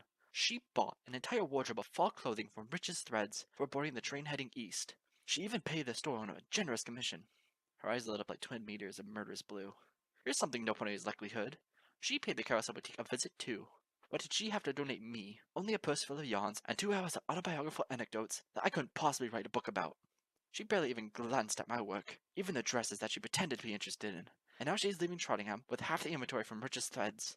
Bah, I swear. All that is holy and decent in this world went into the grave of Sasril the Bearded. I shifted nervously. That sounds rather odd. I cleared my throat and braved a glance at her. I've never been to Rich's Threads. Is the fashion establishment anything to shake a stick at? Fashion establishment? Rarity all but spat her tongue out. Fashion establishment! She marched halfway towards me and pointed a vicious hoof. Darling, let me tell you something about the stallion who owns that place. Filthy rich, and his entire family became rich by selling apples. Apples that they didn't even grow. He's an accountant attached to a gallon of hair gel. Albeit a good one, but nothing more. He knows about as much concerning fashion as a Minotaur would recognize a can of potpourri. He'd sooner dedicate a department to a store to dresses as he would to apples or to bear traps or Celestia knows what else. Rarity seemed and strangled an invisible neck in front of her grinding teeth. And silver seams. She clenched her eyes tightly and exhaled hard. No doubt she dredged him of all his feminine attire, just so she could haul the gargantuan bounty all the way to Trottingham, disassemble the gowns to the base materials, and have the means to lazily slap together some uninspired, gaudy, and altogether successful line of automobile pish-posh. Because, after all, that's what the art of the dress is anymore. A heterogeneous assortment of scraps that we have the divine authority to pilfer and reintroduce to the world as new, though it's painted in all the vomitous colors of yesterday's garbage. At the end of such a tirade, she indeed looked close to retching, so she set herself on the edge of the stage beneath a familiar white dress in order to collect her breaths. It just maddens me so. She fanned herself with a dainty hoof as she mumbled. All it is anymore is a process. A factory proceeding of mundane proportions. We have it within ourselves to do better. To be better. What is the point in expression, when what is popular is expressionless? She gulped and gazed down at the floor, her mane boarding either side of her face in frazzled, purple tribituaries. I always wanted to make a difference. With this shop. With my trade. I wanted to share my inspiration with all of Equestria. Then some pony like Silver Seams comes along, and yet again I encounter a soul who has risen as far as I want to rise. And just what does that make her? What does that make what I desire to be? She closed her eyes and ran 2 hooves over her face. I swear, I wonder if there's any point in trying. All of this taste. I am sick to death of this taste. I stood in the silence that followed, afraid to break it, as if the shattering was something neither of us would have been able to withstand. I realized that it was my place to say something, where it was no pony else's. My voice was something that would only be forgotten. I've come to expect my echoes, however, to be something immaculate. Perhaps what matters, Miss Rarity, is that you have a taste of your own, I said as I marched over and gently brushed the length of the pearlescent dress's skirt. I smiled softly and spoke. In a bland rolled. Some pony is bound to be attracted to your sweetness. A noble dream, she murmured, then lowered her hooves. She gave a frown to the same dress that I was smiling at. But how long must I dream it? Too afraid to wake up. She gazed up at me. Would I find myself turning into an old mare by the time my ambitions finally paid me back? I shudder to imagine my genius then. A soul with all the inspiration sapped from me. And so that I would walk in the shadow of those like Silver Seams and hoity-toity, because I too will have become too sensitive to brilliance. I wouldn't know about that. Neither can I pretend to. She stood up and gazed dismissively down at the dress, like a gray-maned creature I had once seen. I tell myself that I think of the future, but dreaming of it is not the same thing. I only have so many years of my youth left. It's time that I decided to make the best of them. For too long have I chased the flighty dreams of an enchanted filly. The likes of hoity-toity and filthy rich have found their successful places in this industry. She gulped in resolution. And it is high time that I found mine. But Rarity, I gazed at her. This dress, it's beautiful. And indeed, it will find its place in Simponi's memories forever. Rarity's nostrils flared. For the right price, after all. It's the way of things. She turned towards me, a deadpan ghost to Simponi who had once giggled like a songbird. Might I, perchance, assist you in such a purchase today? I assure you, my dear, that though I may be a tempestuous personality, I am nothing but a perfectionist in my services. I gazed at her, at the dress, then at my saddlebag. I choked on something briefly, then murmured towards the walls. Actually, I wasn't wanting to buy or order anything. Oh? As a matter of fact, I gazed at the dress. Something within me bubbled. Something that had, on occasion, deeply desired to mimic the crackling blazes of the fireplace back in my cabin. I needed to know that there are things in this world capable of rising from the ashes. The only thing real about defeat is the letters comprised in making up the word. I was sent to deliver a message. A message? Yes, I gulped, trembling with realization of what I was suddenly planning to do. From some Pegasus I met in Shirku Corner. A very sweet mare with butterflies for a cutie mark. Is that a shy? Part of Rarity's face inescapably brightened. Her eyes blinked. What could be so important that she was incapable of informing me face to face? She says that she needs a sweater made for a pet hedgehog back at her house. Because the poor thing is sick. Pet hedgehog? Rarity scrunched her face. She scratched her chin in deep thought. Odd. I wasn't aware that she was in possession of a hedgehog. She said that she found it just this morning. The thing must have fallen into the river overnight, and she thinks it's suffering pneumonia. If she doesn't have a sweater or blanket made for it soon. Say no more. Rarity waved a hoof, sighed, then gave a tired smile. The poor darling must be sick with worry. I'm more worried about her than the little animal, truth be told. Everything else can wait for as much as I'm concerned.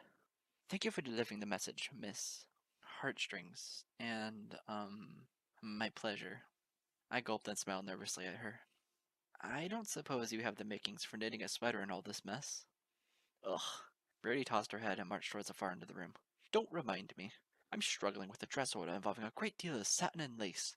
If I just calm down and open my eyes, I'm sure I'd find what I'm missing. No doubt your selflessness in listening to me helped with that sum. She next marched completely out of view, her voice trailing from a deeper closet adjacent to the main foyer. Now, please, Celestia, tell me I'm not missing my knitting materials either. Bah! This whole silversmith's business has me all flank over elbows, I swear. As she rambled on, I bit my lip and inched towards the dress of pearls. Only when I was satisfied that she wasn't immediately trotting back, I opened the lid of my saddlebag. That afternoon, I expected Rarity's expression to be full of anger the first moment I saw it. Instead, it was full of shock. Immense, numbing shock. That's how I knew that I achieved what I wanted. It was hard to see her face at first. Not so much that she was so far away, but because of all the other sensory details I was too busy juggling at that moment. As she trotted across the center of downtown Ponyville, towards where I stood, I drew my attention away from her pale gaze, away from the bright crimson sunset casting a spotlight on me, away from the chorus of crickets accompanying my strains into the edge of night, and finally away from the dozens upon dozens of awestruck pony faces forming a solid ring around me. I telekinetically plucked each of my lyre strings in precision, grabbing the delightful melodies of the past and repainting the living present with them, in an attempt to form something that was twice as inspiring as it was graceful. Beneath the chords, I heard my audience, and I reveled in their sound, for they were Rarity's audience too. Have you heard anything so beautiful? She's playing Platinum's Ode to Union, I do believe, but I never heard her perform so delicately before. When was the last time you heard something like this in Ponyville? Shh, please, I want to listen. I can hardly listen. I'm too amazed by that dress she's wearing. Where did she find such a regal garment? Are those real pearls? Those are remarkable. Oh, how fitting. It was Princess Platinum's royal birthday only a few days ago. And here I thought you could only listen to the likes of this in Canterlot. Brilliant. Simply brilliant, I tell you. And that dress. Did she have that tailored? Don't be absurd. That gown must belong to royalty. Who is that mare? I have no idea. She just trotted out in the open here and started playing. I must ask her where she got that marvelous dress. I swear, it's made my whole evening. From the corner of my vision, I could see Rarity's purple mane bouncing as she tossed her gaze left and right, her jaw dropping further and further towards the ground with each subsequent murmur of awe from the crowd. As she tried to scrounge an explanation from her stupor, a soft yellow shape trotted up and stood beside her. Oh my goodness! Rarity, isn't that... Yes, Fluttershy. It's the dress that went missing a few hours ago. I was on my way to the police station to report a theft. But now... She gulped. My stars. Do you think the unicorn must have stolen... Shh, Fluttershy, dear. Will you listen to that? Huh? Oh, it is nice music. Platinum's Ode to Union, I think. No. To the ponies, Rarity hissed. Do you hear them? Both friends leaned into the crowd, their ears pricking to the symphony of murmurs that continued to form a backdrop to my relentless symphony. I swear, it's as though that dress was crafted out of the sea foam from Blue Valley shores. Could it be sea pony import? Are you daft? They're a myth. The gown is too gorgeous to be real, if you ask me. It fits the performance so well. It's like housewarming come early. Tell me, does this unicorn take bits? Or a dressmaker, for that matter. I inhaled every word I could hear. I stood with my eyes shut, smiling meditatively, as I finished the last few notes of the song. Only when I was finished did I open my eyes, and when I did, my gaze was locked on Rarity's, and I gave her my full attention. All the while the crowd's applause broke the crisp advent of night. I let my teeth show through my curved lips before giving a graceful curtsy, then resting the lyre down beside my saddlebag. Bravo! Magnificent performance, young lady. It's been a long time since I heard the OT Union in its entirety, and that was by far the best solo I've ever heard. Tell us, please, are you from Canterlot? Are you representing one of the noble houses? Before you answer that, tell us, where did you get that marvelous dress? The crowd laughed from the sheer joy electrifying the air. I let my giggles join the chorus, then bowed my head. I may be dressed royally, but that's only because royal attention was given to the making of this outfit. I stared across the crowd and pointed with a hoof. Why, there the seamstress is. None other than Carousel Boutique's own Rarity. It was she who made the gown. After all, was there any doubt? The entire crowd spun into two halves to gawk at her, as if they had melted down the center from the sheer path of my gesture. Rarity nearly stumbled back, stunned by the forest of bright eyes suddenly assaulting her. Fluttershy blushed beet red and immediately marched away, as a thresh throng of ecstatic ponies surrounded her fashionista friend. Rarity, I should have known. A pony with your taste wouldn't have settled for less. Good to know you're putting your heart and soul into your crafting still. Yes, Ponyville could use more of that. All of Equestria, for that matter. Oh, please. Tell me still more pearls left in your shop. We absolutely need to have matching dresses like that for the Trottingham Garden Party. Oh, and Nightmare Night. I've always wanted a dress as Princess Platinum. Surely you have it within you to make something just as beautiful as this marvelous ensemble before us. How appropriate to show your work with a performance of Ode to Union. It makes me feel as though we've gone back in time. Yes, such beautiful music to go along with a beautiful dress. Please, tell us, are you accepting commissions? Did you and this musician work together, Miss Rarity? She bit her lip and suddenly spun to meet all of the entranced faces. Her body was trembling noticeably, but there was an undeniable sparkle in her eyes. That is to say, She glanced over the many heads and manes until their vision locked with mine. I'm just as surprised at this as you all are, she gulped. It's funny how spontaneous inspiration can be, yes? The group chuckled. Fluttershy smiled with pride.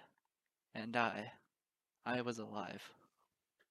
Seriously, I had no idea he had stolen the gown, I exclaimed. It was an hour later, and we were both trotting into her boutique, alone. The world outside the windows had grown dim and purple. I knew I had very little time left to wrap things up, but I was convinced that I had done all that I needed to do. Do forgive my naivete, Miss Rarity. I just ripped from the dress slowly, careful not to add so much as a wrinkle to its unblemished lengths. I get carried away sometimes while I'm on vacation like I am now. When a pony offers me a dress this gorgeous for such a generous price, I'm usually wise enough to think twice on the matter. Unfortunately, I'm a long ways from Camelot, and I think I left my good senses back there.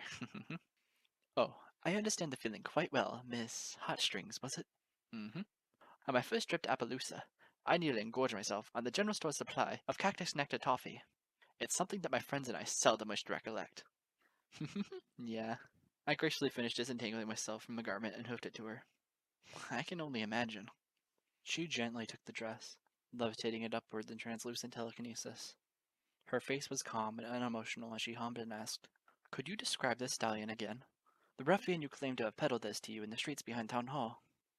I pretended to think hard, my eyes scanning the ceiling of the shop. He was short, stubby. Pegasus, I think. One of his wings was molting. Yellow coat, I believe. Sickly color. It can be on occasion, Rarity flippantly droned. She hung the dress neatly over the body of a mannequin. She spoke without facing me. And just how many bits did he take from you? Oh, you won't believe this, but 300 bits! Isn't that insane? I rolled my eyes and gestured dramatically. Dear Luna, if my parents knew, they'd kill me. I'm just sorry that it turned out to be the result of some pathetic robbery. The stallion said he bought the gown from Lady Birdie's boutique, in the east side of town. Nor did he even bother telling me the truth, that he outright stole the thing. He must be a rather fastidious robber, Rarity said. We both owe him for keeping the dress in good shape, at least. She finally glanced my way. No doubt you'll wish to pursue a means of retrieving your bits back. I waved my hoof and made a face. My parents have blown their noses on twice as much as 300 bits before. How else do you think I got through Camelot Music School? And quite a remarkable talent you have there, Miss Hotstrings. It's a hobby. I then grinned widely at her. But hey, it worked out for the both of us in the end, didn't it? I'm afraid you're going to have to be more obvious, dear. Why, that crowd I gathered. I just out the door with a drunken grin. To be honest, I was just wanting to show off the dress that I just got. Did you now? But I had no idea I'd get nearly 3 dozen ponies willing to listen to my performance. I'm telling you what, Miss Rarity, your dress is something else. I've never gotten that much attention before. Truly? Yeah, it felt like cheating in a way. Seriously, I owe it all to you and your dress. She chuckled breathily, trotted around to face me, and planted a pair of hooves on my shoulders. Miss Hotstrings, sit with me if you would, darling. I blinked at her, my mouth frozen in the middle of trying to reply. I felt my heart beating oddly, as if I was missing a chord for the first time that evening. Nervously, I did as I was told. I felt like I was hanging a time out with my mother. As Rarity spoke, I soon found out that I wasn't that off. My dear, no robber with any form of self-respect would steal a work of art like mine and sell it for anything less than 2,000 bits. I gulped, I resumed smiling as plastically as before. Well, maybe he was, desperate. Yeah, that's why we have criminals in the first place, right? Some ponies are in such need for money right away, and they'll sell just about anything. It would have been far easier for such a thug to have broken through the window of a grocery store overnight and grabbed himself a bite to eat. She glanced out the window. As a matter of fact, Ponyville is farm country. My friend Applejack tells me she has a fruit nabbed off her very own orchards all the time. But maybe... I gnawed on my lip. I was losing grip on the situation at a frightening plummet. My brain just wasn't ready to accept it. Maybe he wasn't all that bright. It would have to be quite the mental affliction for some pony to know the value of so many natural pearls lying in his possession. If such a pony was expert enough to grab that dress from my store, he, or she, would have made a year's worth of profit by placing the outfit on the Manhattan black market. I tried to say something else, but my mouth was dry. It was hours after I'd done the unthinkable, and only then was I starting to feel the initial waves of horrid guilt. Thankfully, Rarity's gentle voice lulled my throbbing pulse into a tranquil stream. You strike me as quite a resourceful, intelligent unicorn, Miss Hotstrings. This afternoon, I came into this very room after searching for something. What it was that I was looking for, I can no longer recall.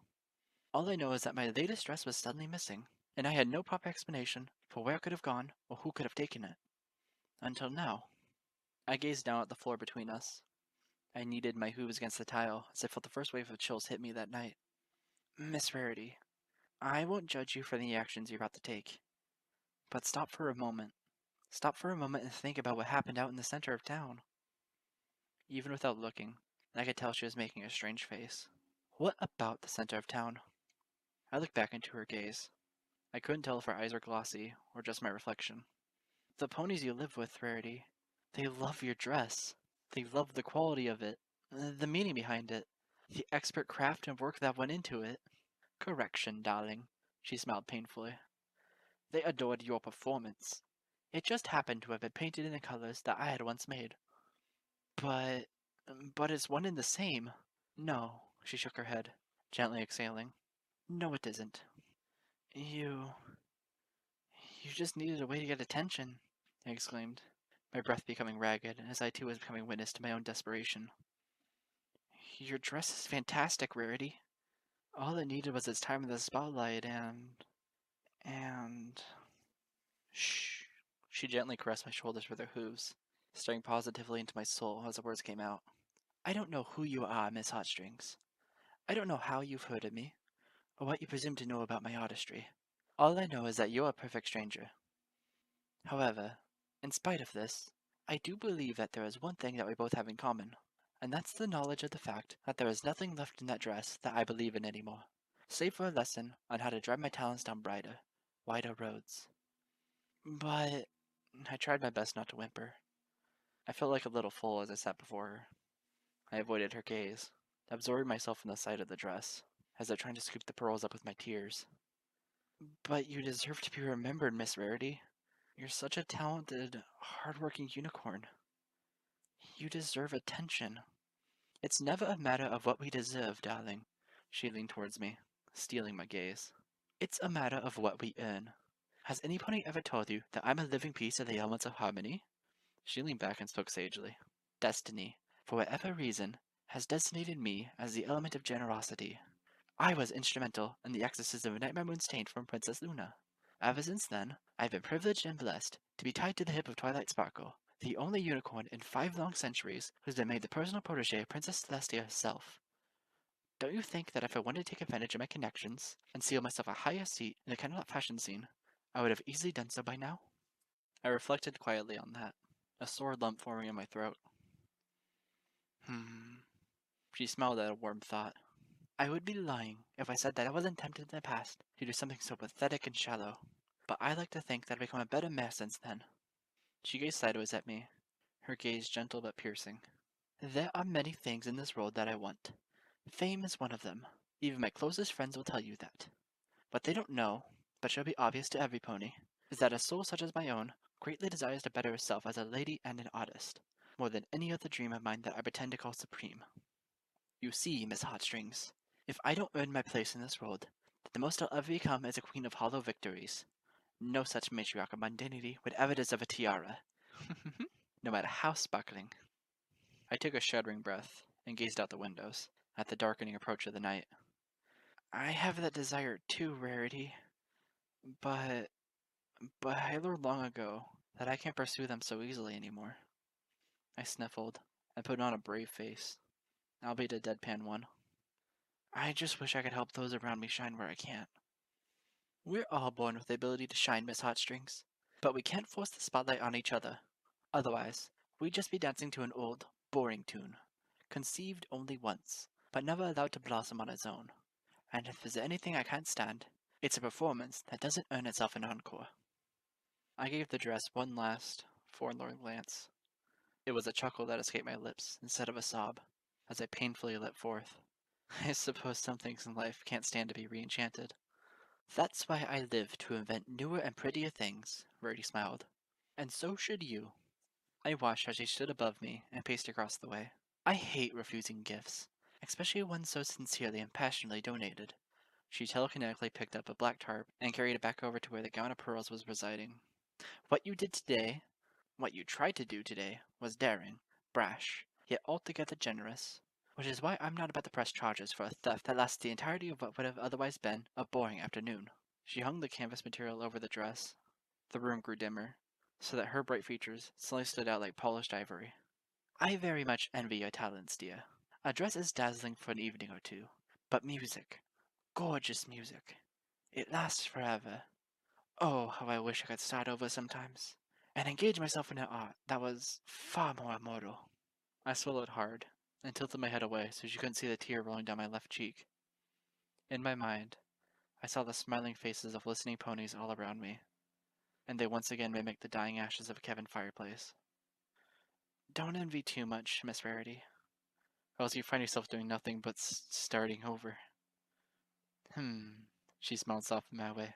I shall remember that. I dried my face and nodded. Somehow, I think you will. We spoke of a few things as night fell. We talked about gossip. We talked about popular celebrities. She told me the names of a few famous musicians he had met, and I once again cursed the stars for never having a chance to meet the legendary Octavia up close. As the stars began to form, I decided to take my leave, or else risk the moon curtailing what had become a most gracious visit. It's just a spell. I really do need to get to work, Birdie said. She had finished cleaning up the mess that an angry doppelganger of herself had left in the center of the boutique hours earlier. This one dress I'm working on won't finish itself after all. I watched her trotting up to the half-made dress in question, lingering in the doorframe at the boutique's exit. I exhaled the first whiffs of vapor from my lips. Will you ever be done working, Miss Rarity? Will you ever finish? That's up to the industry to decide, she said. The tone in her voice was threadbare, like so many materials gathering dust in the far corners of the place. Perhaps she was talking to No Pony all along. What does this one need? Her voice rang in the direction of the gown. It's got lace. It's got emerald. There rose a sigh across the room, colored with a pale kiss of moonlight. More ribbon. The ringing bell above the door was deafening. It had been 3 weeks. I felt like an archaeologist stumbling upon a sacred temple left abandoned for ages. My heart actually sunk, instead of danced, when her singing voice spun across the morning light to welcome me. Welcome to the Carousel Boutique, where every garment is chic, unique, and magnifique. Hello, I bit my lip, hesitated, and exhaled. I'm just visiting in town. I'm not looking for anything special, but... I marched stiffly into the center of the place, already digging to my saddlebag. I produced the last stone, raising the dull thing up like it was an errant piece of lint. My head wouldn't stop hurting with the 8th elegy, but that morning I was too tired to cry. I was wondering if you're skilled in the arts of gem enchantment. As you can see, this needs a lot of work. Here, let me take a look at it, dear. Raised the shade over from a jacket she was working on, and took the gem from my grasp. She adjusted the spectacles of her eyes and hummed to herself. Yes. It does seem as though it's been through quite a lot. It's rather unusual that I get requests to re-enchant old rocks, but the day I can no longer bring luster back to jewel is the day that I retire. I'm sure you have plenty of more important things to be working on. Oh, nonsense. It's a slow week. She rolled her eyes. Nothing to do but fool with a few drab sheets of wool and see if I can outdo the latest grave maiden from Camelot. Honestly. She gave me the sweetest of smiles, and no less elegant. You are the absolute highlight of my morning. Care to have a seat while I work? It depends. How much do you think I have to give up? Why, when you put it like that, dear, I'm tempted to ask you for a lock of your firstborn's mane. I don't know how Pinky does it. She cleared her throat and marched over towards the metal brace position by the window. In all seriousness, about 3 bits will do. This will only take but a moment. Much appreciated. Though, I must say, I wish you would let me give you more time. She gazed up from where she was fixing the gem into place and focused the sunlight through her containment field. Her eyelashes battled like those of a fairy tale filly as she chirped forth. You have a very utilitarian outfit there, darling. But I must say, it looks positively worn in. I have a good mind to fix you a new sweater, one that would warm the eyes of others while it warms you. If you catch my meaning. Thanks, but no thanks. You're very generous, but I stopped immediately. The dryness in my throat left me as I saw the jacket that Rarity had been working on. I saw the fine seams woven intricately into floral designs across the pockets. I saw the layers upon layers of fabric forming a mesh of beatific color blend. It occurred to me, like a spontaneous burst of inspiration, that a pony with nothing to lose has everything to give. It may not have been my destined time in the spotlight, but I wasn't about to back down from an idea so beautiful that I immediately knew it deserved an encore. Yes, please. Brady glanced up, somewhat surprised, for the menial task she was doing for me. I beg your pardon? I looked towards her, smiling gently. Yes, I would like it if you made me something new to wear. Something warm. And fabulous. Rarity blinked. When her eyes reopened, they not only shined, they positively sparkled. Oh, oh yes, but of course. Her breaths were like cosmic bursts that carried her, skipping foolishly my way. Oh, it's been ages since I made something for a mare with a green coat, especially one as bright and shiny as yours. What about a new sweater jacket? This time with a shiny gold seam running down its sides. Or perhaps a fancy yellow scarf. Oh, but of course, a gorgeous red sweater with amber bands to match your eyes. It positively screams horseswimming. She suddenly clamped a pair of hooves over her lips. Oh, my heavens, listen to me go on. You, must have your own idea in mind, of course. No, I breathed, slowly shaking my head. I couldn't possibly think up something as marvelous as you could. Design whatever you want. She gasped sharply, her features illuminating like the sun itself. Really? Do you truly, truly mean it? I grinned wide at her. Thrill me. So, I carried on quite melodramatically, insisting that the brazen canines had attempted to compare me to a mule. I put on quite the show, if I do say so myself. If it wasn't the act of deep horror that I was betraying, then perhaps it was the sheer volume of my whining voice that finally broke that brutish resolve. They ceased their attempts to save me in the jewel finding, and by the time my dear friends had arrived to save the day, I had just about freed myself from the terrestrial ruffian's clutches. How did the sleeves feel? Are they too tight? No, Miss Rarity, I replied. Sitting on a pedestal, she circled around me. A sea of sewing utensils levitated all around her latest work of art, a bright and colorful sweater adorning my turquoise limbs. They're just perfect. He got my measurements down right. Are you certain of that, darling? She tilted my forelimbs up and down, closely eyeing when and where the material of the sleeves grew taut. You haven't stopped shivering since I began. Is this sweater not giving you enough insulation? If so, I should fix that from the start before I let myself go on with aesthetics. Trust me, I smiled up at her as soon as her face moved in my peripheral vision. I'm going to be absolutely fine. I'm loving the sweater already. Well, that makes the both of us. She stifled a tiny squeal and began tightening the cuffs on the end of one sleeve. I haven't had a chance to work my talents this freely in ages. I do apologize that it's taking so long. Perfection and genius seldom tango, when they can instead waltz. Take as much time as you need, Miss Rarity, I said. You were going on about diamond dogs? Oh, yes. Would you like to know a secret? Sure. Why not? I told all my friends that I simply relied on the refined talents of a lady in dissuading those brutes' demands. As a matter of fact, that's only partially true. It so happens that my family has dealt with diamond dogs before, and I knew well in advance how to take advantage of... Oh, how should I put this? Ah, yes, that pathetic simple-mindedness. I giggled. You don't say. Oh, but I do. She fiddled and worked and painted a linen canvas all around me. As a matter of fact, it was the poor fortune of my great-great-grandmother, an aristocratic man named Ruby Joy, to have stumbled on an entire colony of those digging mutts. However, she was a very calm and intelligent lady, and soon she not only had all the dogs eating out of a hoof, but she got them to fetch a gigantic note of diamonds and carry them home to my ancestors' dwelling in Chicacolt. Just why do you think my family's affinity for rare rocks got its start? I smiled. I listened to her. I modeled for her. And for a blissful afternoon, I didn't think one bit about my future. After all, it takes a curse to make generosity truly, truly delicious. The things that I've grown most thankful for in life are the things that come at me by surprise, like a spotlight from out of nowhere. Who's to know how much opportunity we'll have to truly shine in this life? But so long as we can help it, we must never let ourselves become dull.